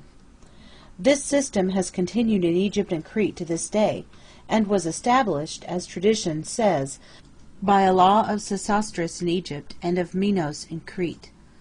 The institution of common tables also appears to be of ancient date, being in Crete as old as the reign of Minos, and in Italy far older. The Italian historians say that there was a certain Italus, king of Oenotria, from whom the Oenotrians were called Italians, and who gave the name of Italy to the promontory of Europe lying within the Silitic and Lamanic Gulfs, which are distant from one another only half a day's journey. They say that this Italus converted the Oenotrians from shepherds into husbandmen, and besides other laws which he gave them, was the founder of their common meals. Even in our day, some who are derived from him retain this institution and certain other laws of his. On the one side of Italy, towards Tyrrhenia, dwelt the Opici, who are now, as of old, called Ausonians, and on the side towards Iopegia and the Ionian Gulf, in the district called Ceritus, the Chones, who are likewise of Oenotrian race. From this part of the world originally came the institution of common tables, the separation into castes from Egypt, for the reign of Sesostris is of far greater antiquity than that of Minos. It is true, indeed, that these and many other things have been invented several times over in the course of ages, or rather times without number, for necessity may be supposed to have taught men the inventions which were absolutely required, and, when these were provided, it was natural that other things which would adorn and enrich life should grow up by degrees. And we may infer that in political institutions the same rule holds. Egypt witnesses to the antiquity of all these things, for the Egyptians appear to be of all people the most ancient, and they have laws and a regular constitution existing from time immemorial. We should, therefore, make the best use of what has already been discovered, and try to supply defects. I have already remarked that the land ought to belong to those who possess arms and have a share in the government, and that the husbandmen ought to be a class distinct from them, and I have determined what should be the extent and nature of the territory. Let me proceed to discuss the distribution of the land, and the character of the agricultural class, for I do not think that property ought to be common, as some maintain, but only that by friendly consent there should be a common use of it, and that no citizen should be in want of subsistence. As to common meals, there is a general agreement that a well-ordered city should have them, and we will hereafter explain what are our own reasons for taking this view. They ought, however, to be open to all the citizens. And yet it is not easy for the poor to contribute the requisite sum out of their private means, and to provide also for their household. The expense of religious worship should likewise be a public charge. The land must, therefore, be divided into two parts, one public and the other private, and each part should be subdivided, part of the public land being appropriated to the service of the gods, and the other part used to defray the cost of the common meals, while of the private land, part should be near the border, and the other near the city, so that, each citizen having two lots, they may all of them have land in both places. There is justice and fairness in such a division, and it tends to inspire unanimity among the people in their border wars. Where there is not this arrangement, some of them are too ready to come to blows with their neighbors, while others are so cautious that they quite lose the sense of honor. Wherefore there is a law in some places which forbids those who dwell near the border to take part in public deliberations about wars with neighbors, on the ground that their interest will pervert their judgment. For the reasons already mentioned, then, the land should be divided in the manner described. The very best thing of all would be that the husbandmen should be slaves taken from among men who are not all of the same race, and not spirited, for if they have no spirit they will be better suited for their work, and there will be no danger of their making a revolution. The next best thing would be that they should be perioeci of foreign race, and of a like inferior nature, Some of them should be the slaves of individuals, and employed in the private estates of men of property. The remainder should be the property of the state, and employed on the common land. I will hereafter explain what is the proper treatment of slaves, and why it is expedient that liberty should be always held out to them as the reward of their services. 11. We have already said that the city should be open to the land and to the sea, and to the whole country as far as possible. In respect of the place itself, our wish would be that its situation should be fortunate in 4 things. The first, health. This is a necessity. Cities which lie towards the east, and are blown upon by winds coming from the east, are the healthiest. Next in healthfulness are those which are sheltered from the north wind, for they have a milder winter. The site of the city should likewise be convenient both for political administration and for war. With a view to the latter, it should afford easy egress to the citizens, and at the same time be inaccessible and difficult of capture to the enemies. There should be a natural abundance of springs and fountains in the town, or, if there is a deficiency of them, great reservoirs may be established for the collection of rainwater, such as will not fail when the inhabitants are cut off from the country by war. Special care should be taken of the health of the inhabitants, which will depend chiefly on the healthiness of the locality and of the quarter to which they are exposed, and secondly on the use of pure water. This latter point is by no means a secondary consideration. For the elements which we use most and oftenest for the support of the body contribute most to the health, and among these are water and air. Wherefore in all wise states, if there is a want of pure water, and the supply is not all equally good, the drinking water ought to be separated from that which is used for other purposes. As to strongholds, what is suitable to different forms of government varies. Thus an acropolis is suited to an oligarchy or a monarchy, but a plain to democracy, neither to an aristocracy, but rather a number of strong places. The arrangement of private houses is considered to be more agreeable and generally more convenient, if the streets are regularly laid out after the modern fashion which Hippodamus introduced. But for security in war, the antiquated mode of building, which made it difficult for strangers to get out of a town and for assailants to find their way in, is preferable. A city should, therefore, adopt both plans of building. It is possible to arrange the houses irregularly, as husbandmen plant their vines in what are called clumps. The whole town should not be laid out in straight lines, but only certain quarters and regions. Thus security and beauty will be combined. As to walls, those who say that cities making any pretension to military virtue should not have them, are quite out of date in their notions, and they may see the cities which prided themselves on this fancy confuted by facts.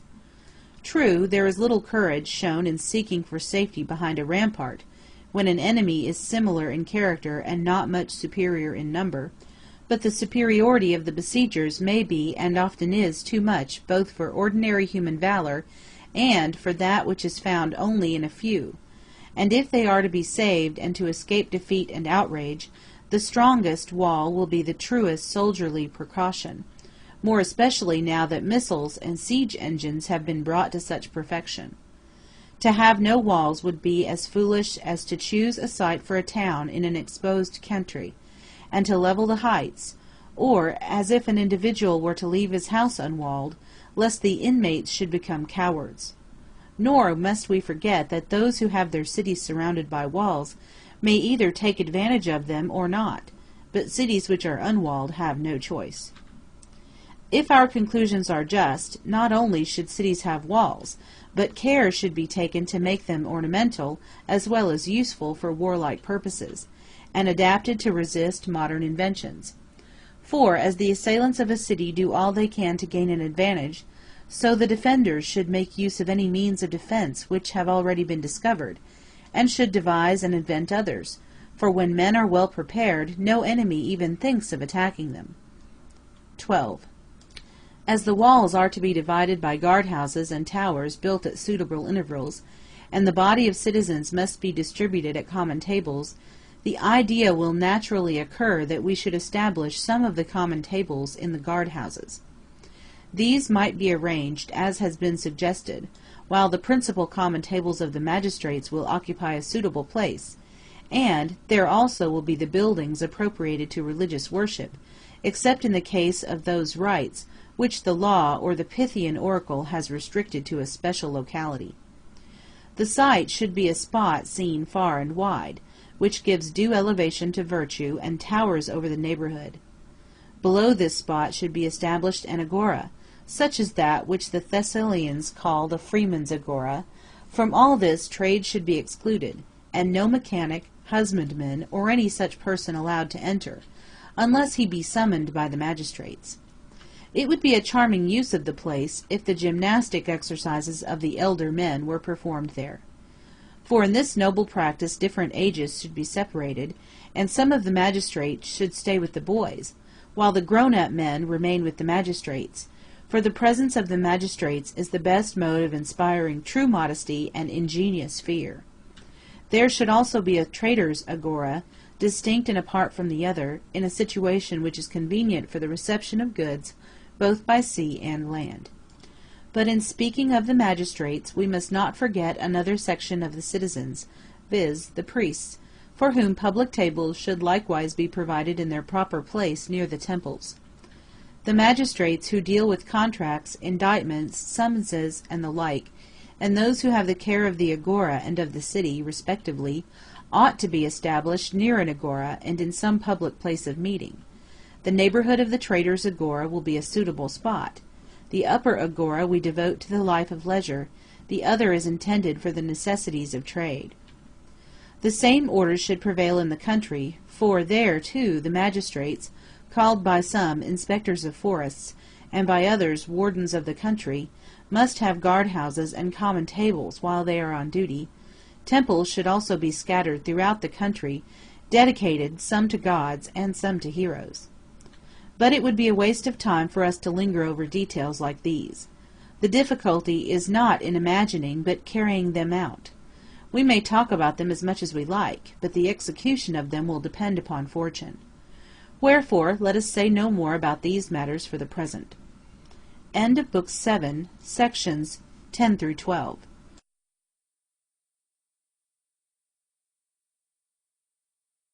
Politics by Aristotle. Translated by Benjamin Jowett. Book 7, sections 13 and 14. 13. Returning to the Constitution itself, let us seek to determine out of what and what sort of elements the state which is to be happy and well governed should be composed. There are two things in which all well-being consists. One of them is the choice of a right end and aim of action, and the other the discovery of the actions which are meant towards it, for the means and the end may agree or disagree. Sometimes the right end is set before men, but in practice they fail to attain it, and in other cases they are successful in all the means, but they propose to themselves a bad end, and sometimes they fail in both. Take, for example, the art of medicine. Physicians do not always understand the nature of health, and also the means which they use may not effect the desired end. In all arts and sciences, both the end and the means should be equally within our control. The happiness and well-being which all men manifestly desire, some have the power of attaining, but to others, from some accident or defect of nature, the attainment of them is not granted, for a good life requires a supply of external goods, in a less degree when men are in a good state, in a greater degree when they are in a lower state. Others again, who possess the conditions of happiness, go utterly wrong from the first in the pursuit of it. But since our object is to discover the best form of government, that, namely, under which a city will be best governed, and since the city is best governed which has the greatest opportunity of obtaining happiness, it is evident that we must clearly ascertain the nature of happiness. We maintain, and have said in the Ethics, if the arguments there adduced are of any value, that happiness is the realization and perfect exercise of virtue, and this is not conditional, but absolute. And I used the term conditional to express that which is indispensable, and absolute to express that which is good in itself. Take the case of just actions. Just punishments and chastisements do indeed spring from a good principle, but they are good only because we cannot do without them. It would be better that neither individuals nor states should need anything of the sort, but actions which aim at honor and advantage are absolutely the best. The conditional action is the only choice of a lesser evil, whereas these are the foundation and creation of good. A good man may make the best even of poverty and disease, and the other ills of life, but he can only obtain happiness under the opposite conditions, for this also has been determined in accordance with ethical arguments, that the good man is he for whom, because he is virtuous, the things that are absolutely good are good, and it is also plain that his use of these goods must be virtuous in the absolute sense of good. This makes men fancy that external goods are the cause of happiness, yet we might as well say that a brilliant performance on the lyre was to be attributed to the instrument, and not to the skill of the performer. It follows then from what has been said that some things the legislator must find ready in his hand in a state, others he must provide. And therefore we can only say, may our state be constituted in such a manner as to be blessed with the goods of which fortune disposes, for we acknowledge her power. Whereas virtue and goodness in the state are not a matter of chance, but the result of knowledge and purpose. A city can be virtuous only when the citizens who have a share in the government are virtuous, and in our state all the citizens share in the government. Let us then inquire how a man becomes virtuous. For even if we could suppose the citizen body to be virtuous, without each of them being so, yet the latter would be better, for in the virtue of each the virtue of all is involved. There are three things which make men good and virtuous. These are nature, habit, rational principle. In the first place, every one must be born a man and not some other animal. So too he must have a certain character, both of body and soul. But some qualities there is no use in having at birth, for they are altered by habit, and there are some gifts which by nature are made to be turned by habit into good or bad. Animals lead, for the most part, a life of nature, though in lesser particulars some are influenced by habit as well. Man has rational principle in addition, and man only. Wherefore nature, habit, and rational principle must be in harmony with one another, for they do not always agree. Men do many things against habit and nature, if rational principle persuades them that they ought. We have already determined what natures are likely to be most easily molded by the hands of the legislator. And else is the work of education. We learn some things by habit, and some by instruction. 14. Since every political society is composed of rulers and subjects, let us consider whether the relations of one to the other should interchange or be permanent. For the education of the citizens will necessarily vary with the answer given to this question. Now, if some men excelled others in the same degree in which gods and heroes are supposed to excel mankind in general, having in the first place a great advantage even in their bodies, and secondly in their minds, so that the superiority of the governors was indisputed and patent to their subjects, it would clearly be better that once for all the one class should rule and the other serve. But since this is unattainable, and kings have no marked superiority over their subjects, such as Silax affirms to be found among the Indians, it is obviously necessary on many grounds that all the citizens alike should take their turn of governing and being governed. Equality consists in the same treatment of similar persons, and no government can stand which is not founded upon justice. For if the government must be unjust, every one in the country unites with the governed in the desire to have a revolution, and it is an impossibility that the members of the government can be so numerous as to be stronger than all their enemies put together. Yet that governors should excel their subjects is undeniable. How all this is to be effected, and in what way they will respectively share in the government, the legislator has to consider. The subject has been already mentioned. Nature herself has provided the distinction, when she made a difference between old and young within the same species, of whom she fitted the one to govern and the other to be governed. No one takes offense at being governed when he is young, nor does he think himself better than his governors, especially if he will enjoy the same privilege when he reaches the required age. We conclude that from one point of view governors and governed are identical, and from another different, and therefore their education must be the same and also different. For he who would learn to command well must, as men say, first of all learn to obey. As I observed in the first part of this treatise, there is one rule which is for the sake of the rulers, and another rule which is for the sake of the ruled. The former is a despotic, the latter a free government. Some commands differ not in the thing commanded, but in the intention with which they are imposed. Wherefore many apparently menial offences are an honour to the free youth by whom they are performed, for actions do not differ as honourable or dishonourable in themselves, so much as in the end and intention of them. But since we say that the virtue of the citizen and ruler is the same as that of the good man, and that the same person must first be a subject and then a ruler, the legislator has to see that they become good men, and by what means this may be accomplished, and what is the end of the perfect life. Now, the soul of man is divided into two parts, one of which has a rational principle in itself, and the other, not having a rational principle in itself, is able to obey such a principle. And we call a man in any way good because he has the virtues of these two parts. In which of them the end is more likely to be found is no matter of doubt to those who adopt our division. For in the world both of nature and of art, the inferior always exists for the sake of the better or superior, and the better or superior is that which has a rational principle.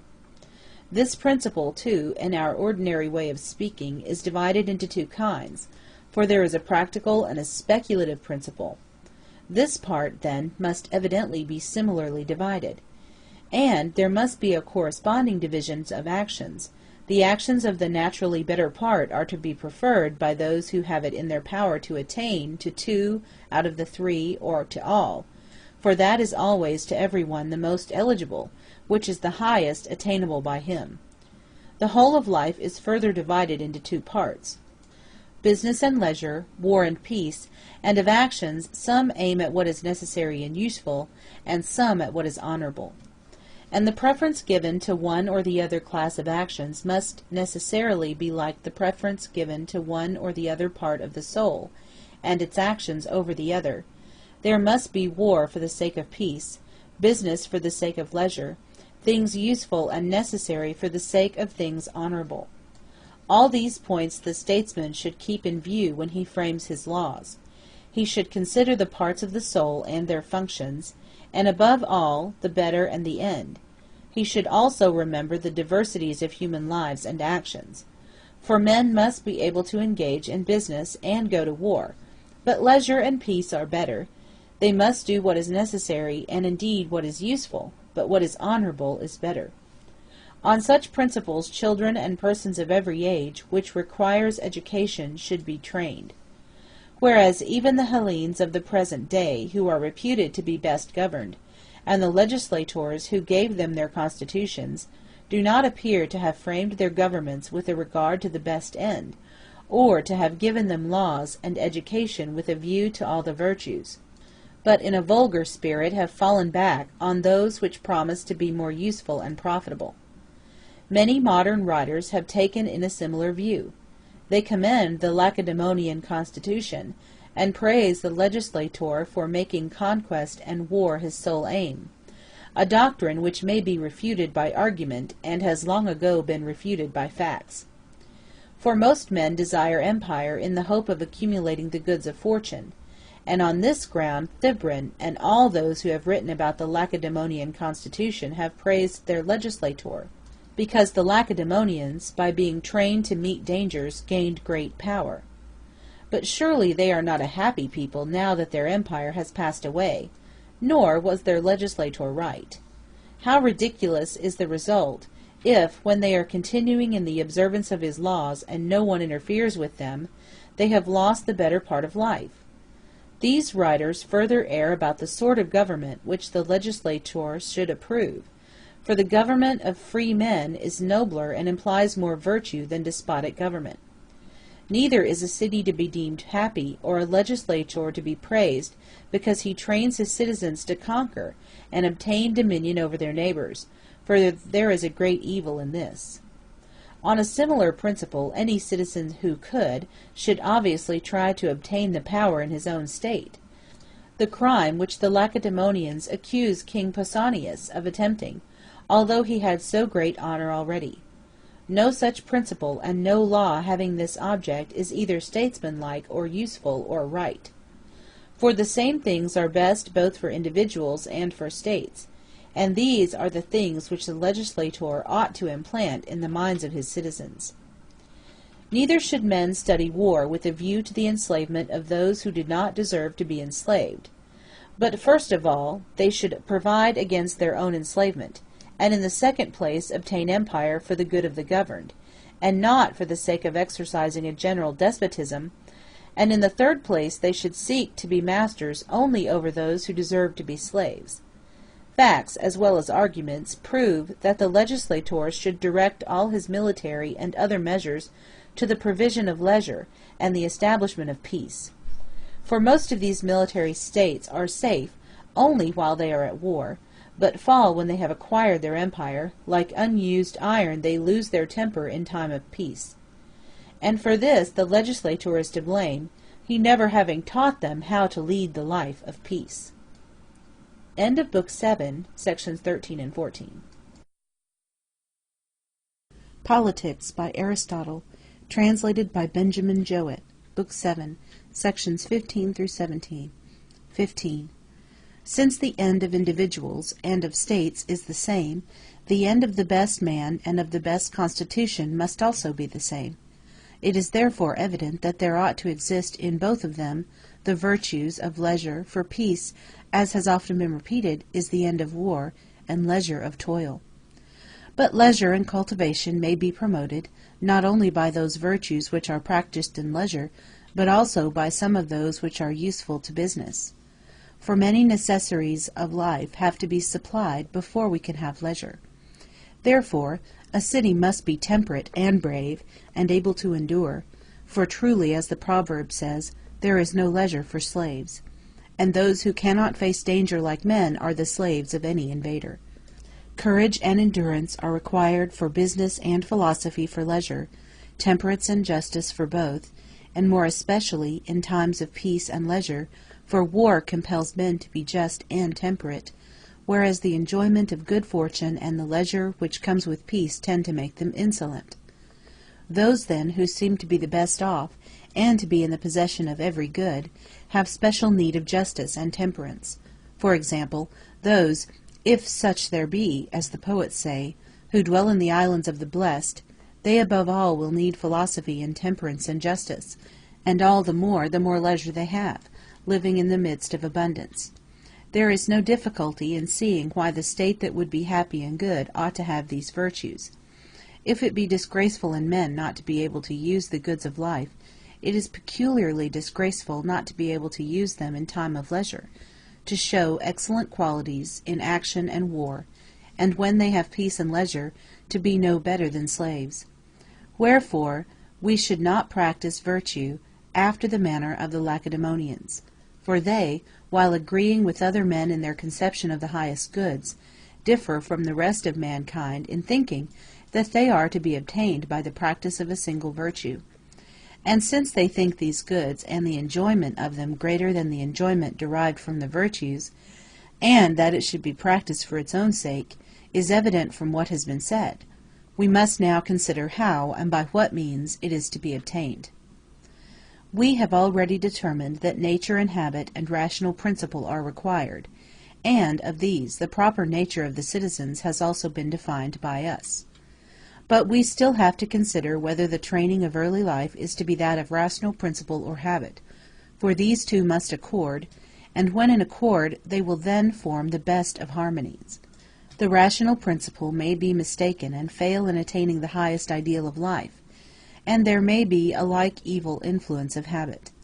This much is clear in the first place, that, as in all other things, birth implies an antecedent beginning, and that there are beginnings whose end is relative to a further end.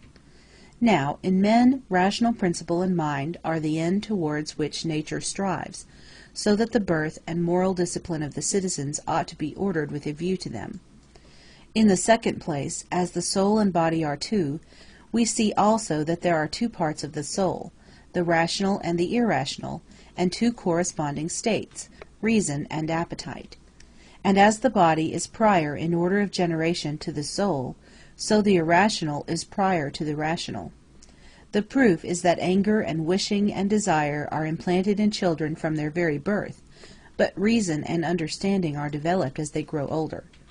Wherefore the care of the body ought to precede that of the soul, and training of the appetite of part should follow.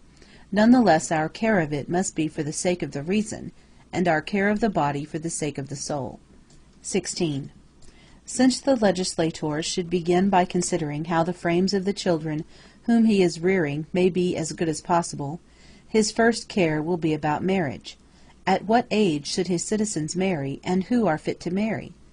In legislating on this subject he ought to consider the persons and the length of their life, that their procreative life may terminate at the same period, and that they may not differ in their bodily powers, as will be the case if the man is still able to beget children, while the woman is unable to bear them, or the woman able to bear while the man is unable to beget, for from these causes arise quarrels and differences between married persons. Secondly, he must consider the time at which the children will succeed to their parents. There ought not to be too great an interval of age, for then the parents will be too old to derive any pleasure from their affection, or to be of any use to them. Nor ought they be too nearly of an age. To youthful marriages there are many objections. The children will be wanting in respect to the parents, who will seem to be their contemporaries, and disputes will arise in the management of the household. Thirdly, and this is the point from which we digressed, the legislator must mold to his will the frames of newly born children. Almost all these objects may be secured by attention to one point.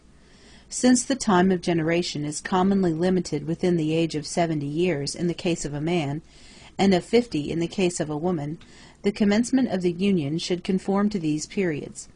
The union of male and female when too young is bad for the procreation of children.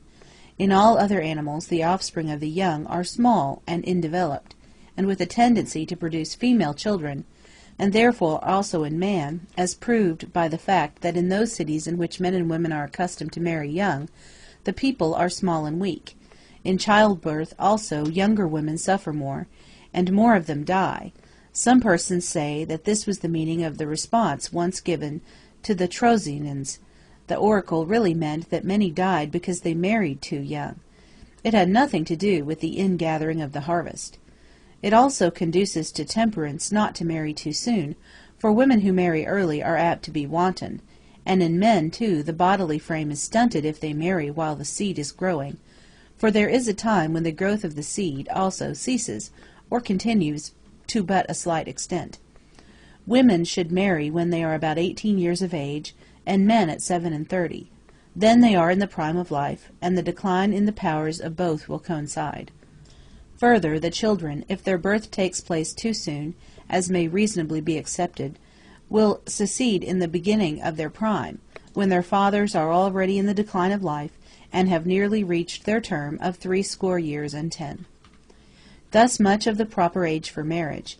The season of the year should also be considered. According to our present custom, people generally limit marriage to the season of winter, and they are right. The precepts of physicians and natural philosophers about generation should also be studied by the parents themselves.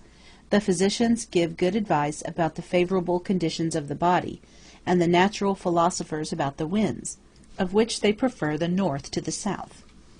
What constitution in the parent is most advantageous to the offspring is a subject which we will consider more carefully when we speak of the education of children, and we will only make a few general remarks at present. The constitution of an athlete is not suited to the life of a citizen, or to health, or to the procreation of children, any more than the valetudinarian or exhausted constitution, but one which is in a mean between them. A man's constitution should be inured to labor, but not to labor which is excessive, or of one sort only, such as is practiced by athletes. He should be capable of all the actions of a free man. These remarks apply equally to both parents. Women who are with child should be careful of themselves. They should take exercise and have a nourishing diet. The first of these precautions the legislator will easily carry into effect by requiring that they shall take a walk daily to some temple, where they can worship the gods who preside over birth. Their minds, however, unlike their bodies, they ought to keep quiet, for the offspring derive their natures from their mothers, as plants do from the earth.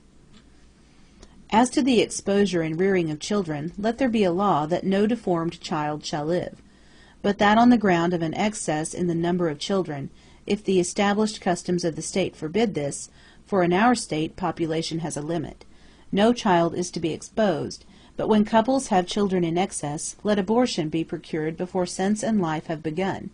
What may or may not be lawfully done in these cases depends on the question of life and sensation. And now, having determined at what ages men and women are to begin their union, let us also determine how long they shall continue to beget and bear offspring for the state. Men who are too old, like men who are too young, produce children who are defective in body and mind. The children of a very old men are weakly. The limit, then, should be the age which is the prime of their intelligence, and this, in most persons, according to the notion of some poets who measure life by periods of 7 years, is about 50. At 4 or 5 years later, they should cease from having families, and from that time forward only cohabit with one another for the sake of health, or for some similar reason. As to adultery, let it be held disgraceful in general for any man or woman to be found in any way unfaithful when they are married, and called husband and wife. If during the time of bearing children anything of the sort occur, let the guilty person be punished with a loss of privileges in proportion to the offense. 17. After the children have been born, the manner of rearing them may be supposed to have a great effect on their bodily strength. It would appear from the example of animals, and of those nations who desire to create the military habit, that the food which has most milk in it is best suited to human beings, but the less wine the better, if they would escape diseases. Also, all the motions to which children can be subjected at their early age are very useful. But in order to preserve their tender limbs from distortion, some nations have had recourse to mechanical appliances which straighten their bodies. To accustom children to the cold from their earliest years is also an excellent practice, which greatly conduces to health, and hardens them for military service. Hence many barbarians have a custom of plunging their children at birth into a cold stream. Others, like the Celts, clothe them in a light wrapper only. For human nature should be early habituated to endure all which by habit it can be made to endure, but the process must be gradual. And children, from their natural warmth, may be easily trained to bear cold. Such care should attend them in the first stage of life. The next period lasts to the age of 5. During this no demand should be made upon the child for study or labor, lest its growth be impeded, and there should be sufficient motion to prevent the limbs from being inactive. This can be secured, among other ways, by amusement, but the amusement should not be vulgar or tiring or effeminate. The directors of education, as they are termed, should be careful what tales or stories the children hear, for all such things are designed to prepare the way for the business of latter life, and should be for the most part imitations of the occupations which they will hereafter pursue in earnest. Those are wrong who in their laws attempt to check the loud crying and screaming of children, for these contribute towards their growth, and, in a manner, exercise their bodies. Straining the voice has a strengthening effect similar to that produced by the retention of the breath in violent exertions. The directors of education should have an eye to their bringing up, and in particular should take care that they are left as little as possible with slaves. For until they are 7 years old they must live at home, and therefore, even at this early age, it is to be expected that they should acquire a taint of meanness from what they hear and see. Indeed, there is nothing which the legislators should be more careful to drive away than indecency of speech, for the light utterance of shameful words leads soon to shameful actions. The young, especially, should never be allowed to repeat or hear anything of the sort. A freeman who is found saying or doing what is forbidden, if he be too young as yet to have the privilege of reclining at the public tables, should be disgraced and beaten, and an elder person degraded as his slavish conduct deserves. And since we do not allow improper language, clearly we should also banish pictures or speeches from the stage which are indecent. Let the rulers take care that there be no image or picture representing unseemly actions, except in the temples of those gods at whose festivals the law permits even ribaldry, and whom the law also permits to be worshipped by persons of mature age on behalf of themselves, their children, and their wives. But the legislator should not allow youth to be spectators of iambi or of comedy until they are of an age to sit at the public tables, and to drink strong wine. By that time education will have armed them against the evil influences of such representations. We have made these remarks in a cursory manner. They are enough for the present occasion, but hereafter we will return to the subject, and after a fuller discussion determine whether such liberty should or should not be granted, and in what way granted, if at all. Theodorus, the tragic actor, was quite right in saying that he would not allow any other actor, not even if he were quite second-rate, to enter before himself, because the spectators grew fond of the voices which they first heard. And the same principle applies universally to association with things as well as with persons, for we always like best whatever comes first. And therefore youth should be kept strangers to all that is bad, and especially to things which suggest vice or hate. When the 5 years have passed away, during the 2 following years they must look upon the pursuits which they are hereafter to learn. There are 2 periods of life with reference to which education has to be divided, from 7 to the age of puberty, and onwards to the age of 21. The poets, who divide ages by 7s, are in the main right, but we should observe the divisions actually made by nature, for the deficiencies of nature are what art and education seek to fill up. Let us then first inquire if any regulations are to be laid down about children, and secondly, whether the care of them should be the concern of the state or of private individuals, which latter is in our own day the common custom, and in the third place, what these regulations should be. End of Book 7, sections 15 through 17.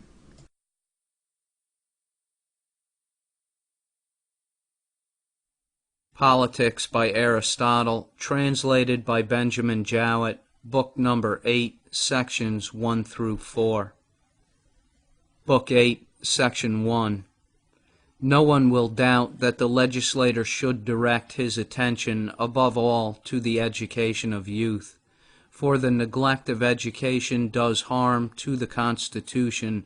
The citizen should be molded to suit the form of government under which he lives, for each government has a peculiar character which originally formed and which continues to preserve it. The character of democracy creates democracy, and the character of oligarchy creates oligarchy, and always the better the character, the better the government. Again, for the exercise of any faculty or art, a previous training and habituation are required, clearly therefore for the practice of virtue. And since the whole city has one end, it is manifest that education should be one and the same for all, and that it should be public and not private, not as at present, when everyone looks after his own child separately, and gives them separate instruction of the sort which he thinks best. The training in things which are of common interest should be the same for all. Neither must we suppose that any one of the citizens belongs to himself, for they all belong to the state, and are each of them a part of the state, and the care of each part is inseparable from the care of the whole. In this particular, as in some others, the Lacedaemonians are to be praised, for they take the greatest pains about their children, and make education the business of the state. 2. That education should be regulated by law and should be an affair of the state is not to be denied. But what should be the character of this public education, and how young persons should be educated, are questions which remain to be considered. As things are, there is a disagreement about the subjects. For mankind are by no means agreed about the things to be taught, whether we look to virtue or the best life. Neither is it clear whether education is more concerned with intellectual or with moral virtue. The existing practice is perplexing, No one knows on what principle we should proceed. Should the useful in life, or should the higher knowledge, be the aim of our training? All three opinions have been entertained. Again, about the means there is no agreement, for different persons starting with different ideas about the nature of virtue naturally disagree about the practice of it. There can be no doubt that children should be taught those useful things which are really necessary, but not all useful things. For occupations are divided into liberal and illiberal, and to young children should be imparted only such kinds of knowledge as will be useful to them without vulgarizing them. And any occupation, art, or science which makes the body or soul or mind of the free man less fit for the practice or exercise of virtue is vulgar. Wherefore we call those arts vulgar which tend to deform the body, and likewise all paid employments, for they absorb and degrade the mind. There are also some liberal arts quite proper for a free man to acquire, but only in a certain degree, and if he attend to them too closely in order to attain perfection in them, the same evil effects will follow. The object also which a man sets before him makes a great difference. If he does or learns anything for his own sake, or for the sake of his friends, or with a view to excellence, the action will not appear illiberal. But if done for the sake of others, the very same action will be thought menial and servile. The received subjects of instruction, as I have already remarked, are partly of a liberal and partly of an illiberal character. 3. The customary branches of education are in number 4. They are 1. Reading and writing, 2. Gymnastic exercises, 3. Music, to which sometimes is added 4. Drawing. Of these, reading and writing and drawing are regarded as useful for the purposes of life in a variety of ways, and gymnastic exercises are thought to infuse courage. Concerning music, a doubt may be raised. In our own day, most men cultivate it for the sake of pleasure, but originally it was included in education because nature herself, as has been often said, requires that we should be able not only to work well, but to use leisure well. For, as I must repeat once again, the first principle of all action is leisure. Both are required, but leisure is better than occupation and is its end. And therefore the question must be asked, what ought we to do when at leisure? Clearly, we ought not to be amusing ourselves, for then amusement would be the end of life.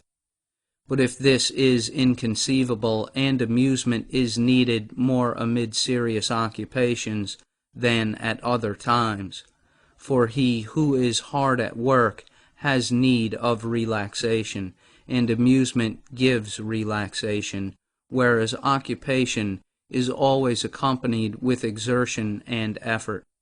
We should introduce amusements only at suitable times, and they should be our medicines, for the emotion they create in the soul is a relaxation, and from the pleasure we obtain rest.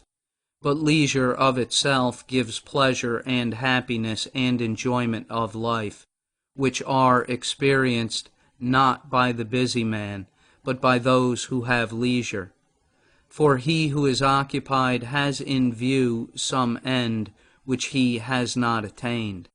But happiness is an end, since all men deem it to be accompanied with pleasure and not with pain. This pleasure, however, is regarded differently by different persons, and varies according to the habit of individuals. The pleasure of the best man is the best, and springs from the noblest sources. It is clear, then, that there are branches of learning and education which we must study merely with a view to leisure spent in intellectual activity, and these are not to be valued for their own sake. Whereas those kinds of knowledge which are useful in business are to be deemed necessary and exist for the sake of other things.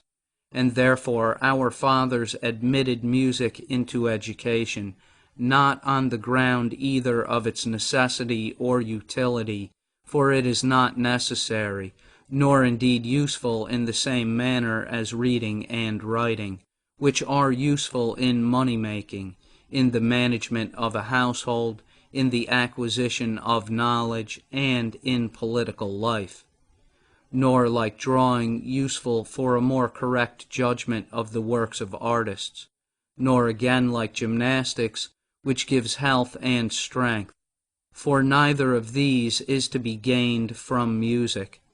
There remains, then, the use of music for intellectual enjoyment in leisure, which is, in fact, evidently the reason of its introduction, this being one of the ways in which it is thought that a free man should pass his leisure, as Homer says, "But he who alone should be called to the pleasant feast," and afterwards he speaks of others whom he describes as inviting, the bard who would delight them all.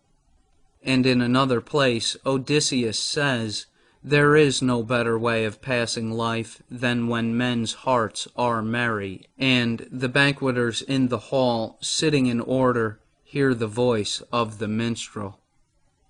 It is evident, then, that there is a sort of education in which parents should train their sons, not as being useful or necessary, but because it is liberal or noble.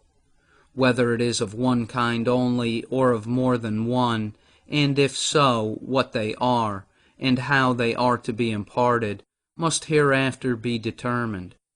This much we are now in a position to say that the ancients witness to us. For their opinion may be gathered from the fact that music is one of the received and traditional branches of education.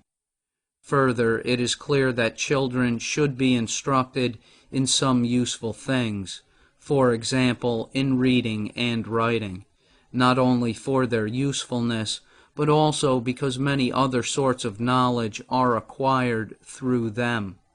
With a like view, they may be taught drawing, not to prevent their making mistakes in their own purchases, or in order that they may not be imposed upon in the buying or selling of articles, but perhaps rather because it makes them judges of the beauty of the human form. To be always seeking after the useful does not become free and exalted souls. Now it is clear that in education practice must be used before theory, and the body be trained before the mind, and therefore boys should be handed over to the trainer who creates in them the proper habit of body, and to the wrestling master who teaches them their exercises. 4. Of those states which in our own day seem to take the greatest care of children, some aim at producing in them an athletic habit, but they only injure their forms and stunt their growth. Although the Lacedaemonians have not fallen into this mistake, yet they brutalize their children by laborious exercises which they think will make them courageous. But in truth, as we have often repeated, education should not be exclusively or principally directed to this end. And if we suppose the Lacedaemonians to be right in their end, they do not attain it. For among barbarians and among animals, courage is found associated not with the greatest ferocity, but with a gentle and lion-like temper. There are many races who are ready enough to kill and eat men, such as the Achaeans and the Henioxi, who both live about the Black Sea, and there are other mainland tribes as bad or worse, who all live by plunder, but have no courage. It is notorious that the Lacedaemonians themselves, while they alone are assiduous in their laborious drill, were superior to others, but now they are beaten both in war and gymnastic exercises. For their ancient superiority did not depend on their mode of training their youth, but only on the circumstance that they trained them when their only rivals did not. Hence we may infer that what is noble, not what is brutal, should have the first place. No wolf or wild animal will face a really noble danger. Such dangers are for the brave man. And parents who devote their children to gymnastics while they neglect their necessary education, in reality vulgarize them, for they make them useful to the art of statesmanship in one quality only, and even in this the argument proves them to be inferior to others. We should judge the Lacedaemonians not from what they have been, but from what they are. For now they have rivals who compete with their education. Formerly they had none.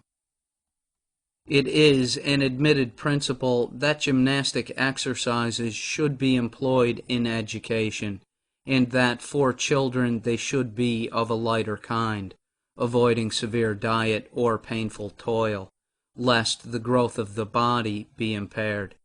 The evil of excessive training in early years is strikingly proved by the example of the Olympic victors, for not more than 2 or 3 of them have gained a prize both as boys and as men. Their early training and severe gymnastic exercises exhausted their constitutions. When boyhood is over, 3 years should be spent in other studies. The period of life which follows may then be devoted to hard exercise and strict diet. Men ought not to labor at the same time with their minds and with their bodies, for the 2 kinds of labor are opposed to one another. The labor of the body impedes the mind, and the labor of the mind the body. End of Book 8, Sections 1 through 4. Recording by Robert Scott, mojomove411.com, mojomove411.com, August the 22nd, 2007. Politics by Aristotle, translated by Benjamin Jowett. Book 8, Sections 5 through 7. Section 5. Concerning music there are some questions which we have already raised. These we may now resume and carry further, and our remarks will serve as a prelude to this or any other discussion of the subject. It is not easy to determine the nature of music, or why anyone should have a knowledge of it.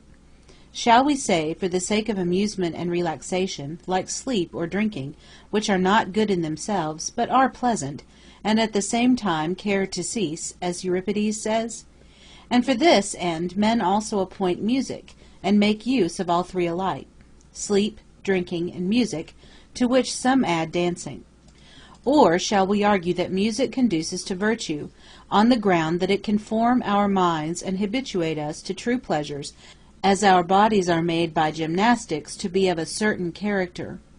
Or shall we say that it contributes to the enjoyment of leisure and mental cultivation, which is the third alternative? Now, obviously, youths are not to be instructed with a view to their amusement, for learning is no amusement, but is accompanied with pain. Neither is intellectual enjoyment suitable to boys of that age, for it is the end, and that which is imperfect cannot attain the perfect or end. But perhaps it may be said that boys learn music for the sake of the amusement, which they will have when they are grown up.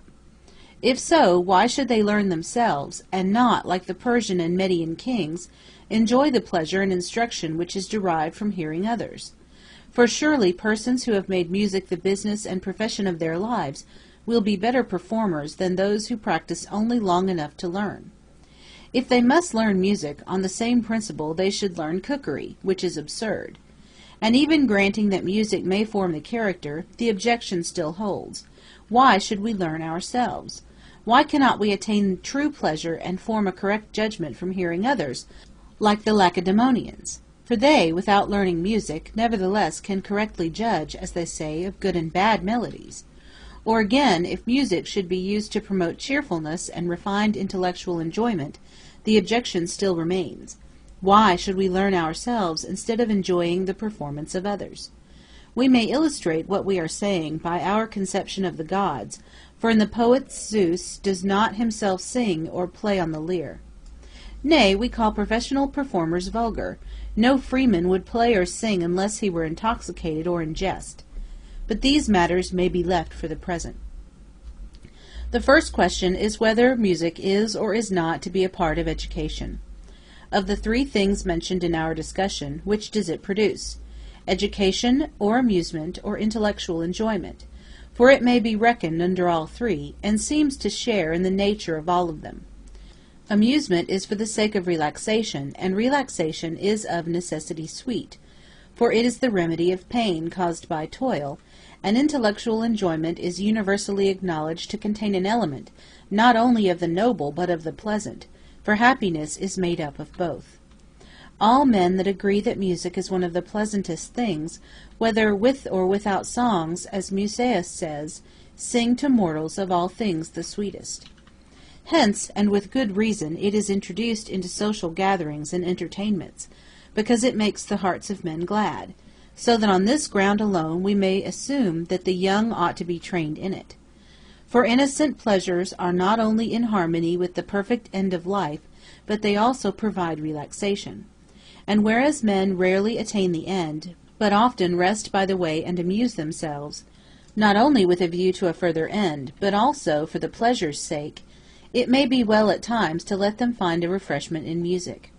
It sometimes happens that men make amusement the end, for the end probably contains some element of pleasure, though not any ordinary or lower pleasure, but they mistake the lower for the higher, and in seeking for the one find the other, since every pleasure has a likeness to the end of action. For the end is not eligible for the sake of any future good, nor do the pleasures which we have described exist for the sake of any future good but of the past. That is to say, they are the alleviation of past toils and pains. And we may infer this to be the reason why men seek happiness from these pleasures. But music is pursued not only as an alleviation of past toil, but also as providing recreation. And who can say whether, having this use, it may not also have a nobler one? In addition to this common pleasure, felt and shared by all, for the pleasure given by music is natural, and therefore adapted to all ages and characters, may not it also have some influence over the character and the soul? It must have such an influence if characters are affected by it, and that they are so affected is proved in many ways, and not least by the power which the songs of Olympus exercise. For beyond question they inspire enthusiasm, and enthusiasm is an emotion of the ethical part of the soul. Besides, when men hear imitations, even apart from the rhythms and tunes themselves, their feelings move in sympathy. Since then music is a pleasure, and virtue consists in rejoicing and in loving and hating aright, there is clearly nothing which we are so much concerned to acquire and to cultivate as the power of forming right judgments, and of taking delight in good dispositions and noble actions. Rhythm and melody supply imitations of anger and gentleness, and also of courage and temperance, and of all the qualities contrary to these, and of the other qualities of character which hardly fall short of the actual affections, as we know from our own experience, for in listening to such strains our souls undergo a change. The habit of feeling pleasure or pain at mere representations is not far removed from the same feeling about realities. For example, if any one delights in the sight of a statue for its beauty only, it necessarily follows that the sight of the original will be pleasant to him. The objects of no other sense, such as taste or touch, have any resemblance to moral qualities. In visible objects there is only a little, for there are figures which are of a moral character, but only to a slight extent, and all do not participate in the feelings about them. Again, figures and colors are not imitations, but signs of moral habits, indications which the body gives of states of feeling. The connection of them with morals is slight, but in so far as there is any, young men should be taught to look, not at the works of Poussin, but at those of Polygnotus, or any other painter or sculptor who expresses moral ideas. On the other hand, even in mere melodies there is an imitation of character, for the musical modes differ essentially from one another, and those who hear them are differently affected by each. Some of them make men sad and grave, like the so-called Mixolydian. Others enfeeble the mind, like the relaxed modes. Another, again, produces a moderate and settled temper, which appears to be the peculiar effect of the Dorian. The Phrygian inspires enthusiasm. The whole subject has been well treated by philosophical writers on this branch of education, and they confirm their arguments by facts. The same principles apply to rhythm. Some have a character of rest, others of motion, and of these latter again, some have a more vulgar, others a nobler movement. Enough has been said to show that music has a power of forming the character, and should therefore be introduced into the education of the young. The study is suited to the stage of youth, for young persons will not, if they can help, endure anything which is not sweetened by pleasure, and music has a natural sweetness. There seems to be in us a sort of affinity to musical modes and rhythms, which makes some philosophers say that the soul is a tuning, others that it possesses tuning. 6. And now we have to determine the question which has been already raised, whether children should be themselves taught to sing and play or not. Clearly there is a considerable difference made in the character by the actual practice of the art. It is difficult, if not impossible, for those who do not perform to be good judges of the performance of others. Besides, children should have something to do, and the rattle of Archytas, which people give to their children in order to amuse them and prevent them from breaking anything in the house, was a capital invention, for a young thing cannot be quiet. The rattle is a toy suited to the infant mind, and education is a rattle or toy for children of a larger growth. We conclude, then, that they should be taught music in such a way as to become not only critics, but performers. The question, what is or is not suitable for different ages, may be easily answered, nor is there any difficulty in meeting the objection of those who say that the study of music is vulgar. We reply, 1. In the first place, that they who are to be judges must also be performers, and that they should begin to practice early, although when they are older they may be spared the execution. They must have learned to appreciate what is good and to delight in it, thanks to the knowledge which they acquired in their youth. As to 2, the vulgarizing effect which music is supposed to exercise, this is a question which we shall have no difficulty in determining, when we have considered to what extent freemen who are being trained to political virtue should pursue the art, what melodies and what rhythms they should be allowed to use, and what instruments should be employed in teaching them to play, for even the instrument makes a difference. The answer to the objection turns upon these distinctions, for it is quite possible that certain methods of teaching and learning music do really have a degrading effect. It is evident, then, that the learning of music ought not to impede the business of riper years, or to degrade the body or render it unfit for civil or military training, whether for bodily exercises at the time or for later studies. The right measure will be attained if students of music stop short of the arts, which are practiced in professional contests, and do not seek to acquire those fantastic marvels of execution which are now the fashion in such contests, and from these have passed into education.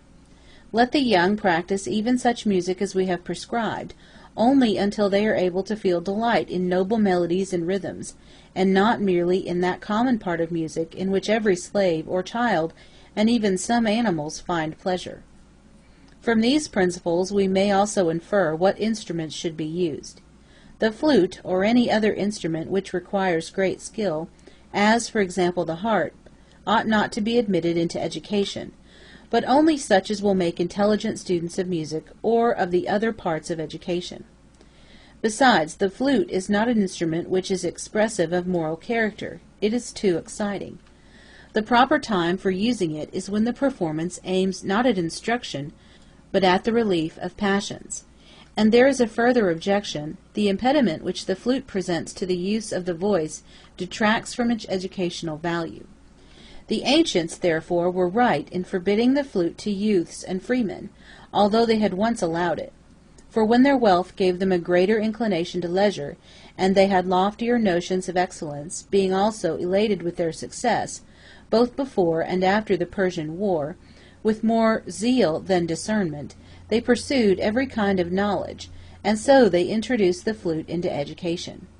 At Lacedaemon there was a choragus who led the chorus with a flute, and at Athens the instrument became so popular that most freemen could play upon it. The popularity is shown by the tablet which Thrasybus dedicated when he furnished the chorus to Ecphantites. Later experience enabled men to judge what was or was not really conducive to virtue, and they rejected both the flute and several other old-fashioned instruments, such as the Lydian harp, the many-stringed lyre, the heptagon, triangle, sambuca, the like, which are intended only to give pleasure to the hearer, and require extraordinary skill of hand. There is a meaning also in the myths of the ancients, which tells how Athene invented the flute and then threw it away. It was not a bad idea of theirs that the goddess disliked the instrument because it made the face ugly. But with still more reason may we say that she rejected it because the acquirement of flute playing contributes nothing to the mind, since to Athene we ascribe both knowledge and art. Thus, then, we reject the professional instruments, and also the professional mode of education in music. And by professional we mean that which is adopted in contests, for in this the performer practices the art, not for the sake of his own improvement, but in order to give pleasure, and that of a vulgar sort, to his hearers. For this reason the execution of such music is not the part of a freeman, but of a paid performer, and the result is that the performers are vulgarized, for the end at which they aim is bad. The vulgarity of the spectator tends to lower the character of the music, and therefore of the performers. They look to him, he makes them what they are, and fashions even their bodies by the movements which he expects them to exhibit. 7. We have also to consider rhythms and modes, and their use in education. Shall we use them all or make a distinction? And shall the same distinction be made for those who practice music with a view to education, or shall it be some other? Now we see that music is produced by melody and rhythm, and we ought to know what influence these have respectively on education, and whether we should prefer excellence in melody or excellence in rhythm. But as the subject has been very well treated by many musicians of the present day, and also by philosophers who have had considerable experience of musical education, to these we would refer the more exact student of the subject. We shall only speak of it now after the manner of the legislator, stating the general principles. We accept the division of melodies proposed by certain philosophers into ethical melodies, melodies of action, and passionate or inspiring melodies, each having, as they say, a mode corresponding to it.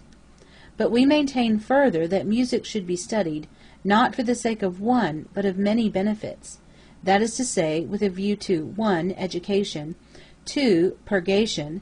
The word purgation we use at present without explanation, but when hereafter we speak of poetry, we will treat the subject with more precision. Music may also serve 3. For enjoyment, for relaxation, and for recreation after exertion. It is clear, therefore, that all the modes must be employed by us, but not all of them in the same manner. In education the most ethical modes are to be preferred, but in listening to the performances of others we may admit the modes of action and passion also. For feelings such as pity and fear, or again enthusiasm, exist very strongly in some souls, and have more or less influence over all. Some persons fall into a religious frenzy, whom we see as a result of the sacred melodies, when they have used the melodies that excite the soul to mystic frenzy, restored as though they had found healing and purgation. Those who are influenced by pity or fear, and every emotional nature, must have a like experience, and others in so far as each is susceptible to such emotions, and all are in a manner purged, and their souls lightened and delighted. The purgative melodies likewise give an innocent pleasure to mankind. Such are the modes and the melodies in which those who perform music at the theatre should be invited to compete. But since the spectators are of two kinds, the one free and educated, and the other a vulgar crowd composed of mechanics, laborers, and the like, there ought to be contests and exhibitions instituted for the relaxation of the second class also. And the music will correspond to their minds, for as their minds are perverted from the natural state, so there are perverted modes and highly strung and unnaturally colored melodies. A man receives pleasure from what is natural to him, and therefore professional musicians may be allowed to practice this lower sort of music before an audience of a lower type. But for the purposes of education, as I have already said, those modes and melodies should be employed which are ethical, such as the Dorian, as we said before, though we may include any others which are approved by philosophers who have a musical education. The Socrates of the Republic is wrong in retaining only the Phrygian mode along with the Dorian, the more so because he rejects the flute, for the Phrygian is to the modes what the flute is to musical instruments. Both of them are exciting and emotional. Poetry proves this, for Bacchic frenzy and all similar emotions are most suitably expressed by the flute, and are better set to the Phrygian than to any other mode. The dithyramb, for example, is acknowledged to be Phrygian, a fact of which the connoisseurs of music offer many proofs, saying, among other things, that Philoxenes, having attempted to compose his Missions as a dithyramb in the Dorian mode, found it impossible, and fell back by the very nature of things into the more appropriate Phrygian. All men agree that the Dorian music is the gravest and manliest, and whereas we say that the extremes should be avoided and the mean followed, and whereas the Dorian is a mean between the other modes, it is evident that our youth should be taught the Dorian music. Two principles have to be kept in view: what is possible, what is becoming. At these every man ought to aim. But even these are relative to age. The old, who have lost their powers, cannot very well sing the high-strung modes, and nature herself seems to suggest that their songs should be of the more relaxed kind. Wherefore the musicians likewise blame Socrates, and with justice, for rejecting the relaxed modes in education, under the idea that they are intoxicating, not in the ordinary sense of intoxication, for wine rather tends to excite men, but because they have no strength in them. And so, with a view also to the time of life when men begin to grow old, they ought to practice the gentler modes and melodies as well as the others. And further, any mode, such as the Lydian, above all others appears to be, which is suited to children of tender age, and possesses the elements both of order and education. Thus it is clear that education should be based upon three principles: the mean, the possible, the becoming. These three. End of Book 8, Sections 5 through 7. Recording by Sabella Denton, Carrollton, Georgia. End of Politics by Aristotle. Translated by Benjamin Jowett.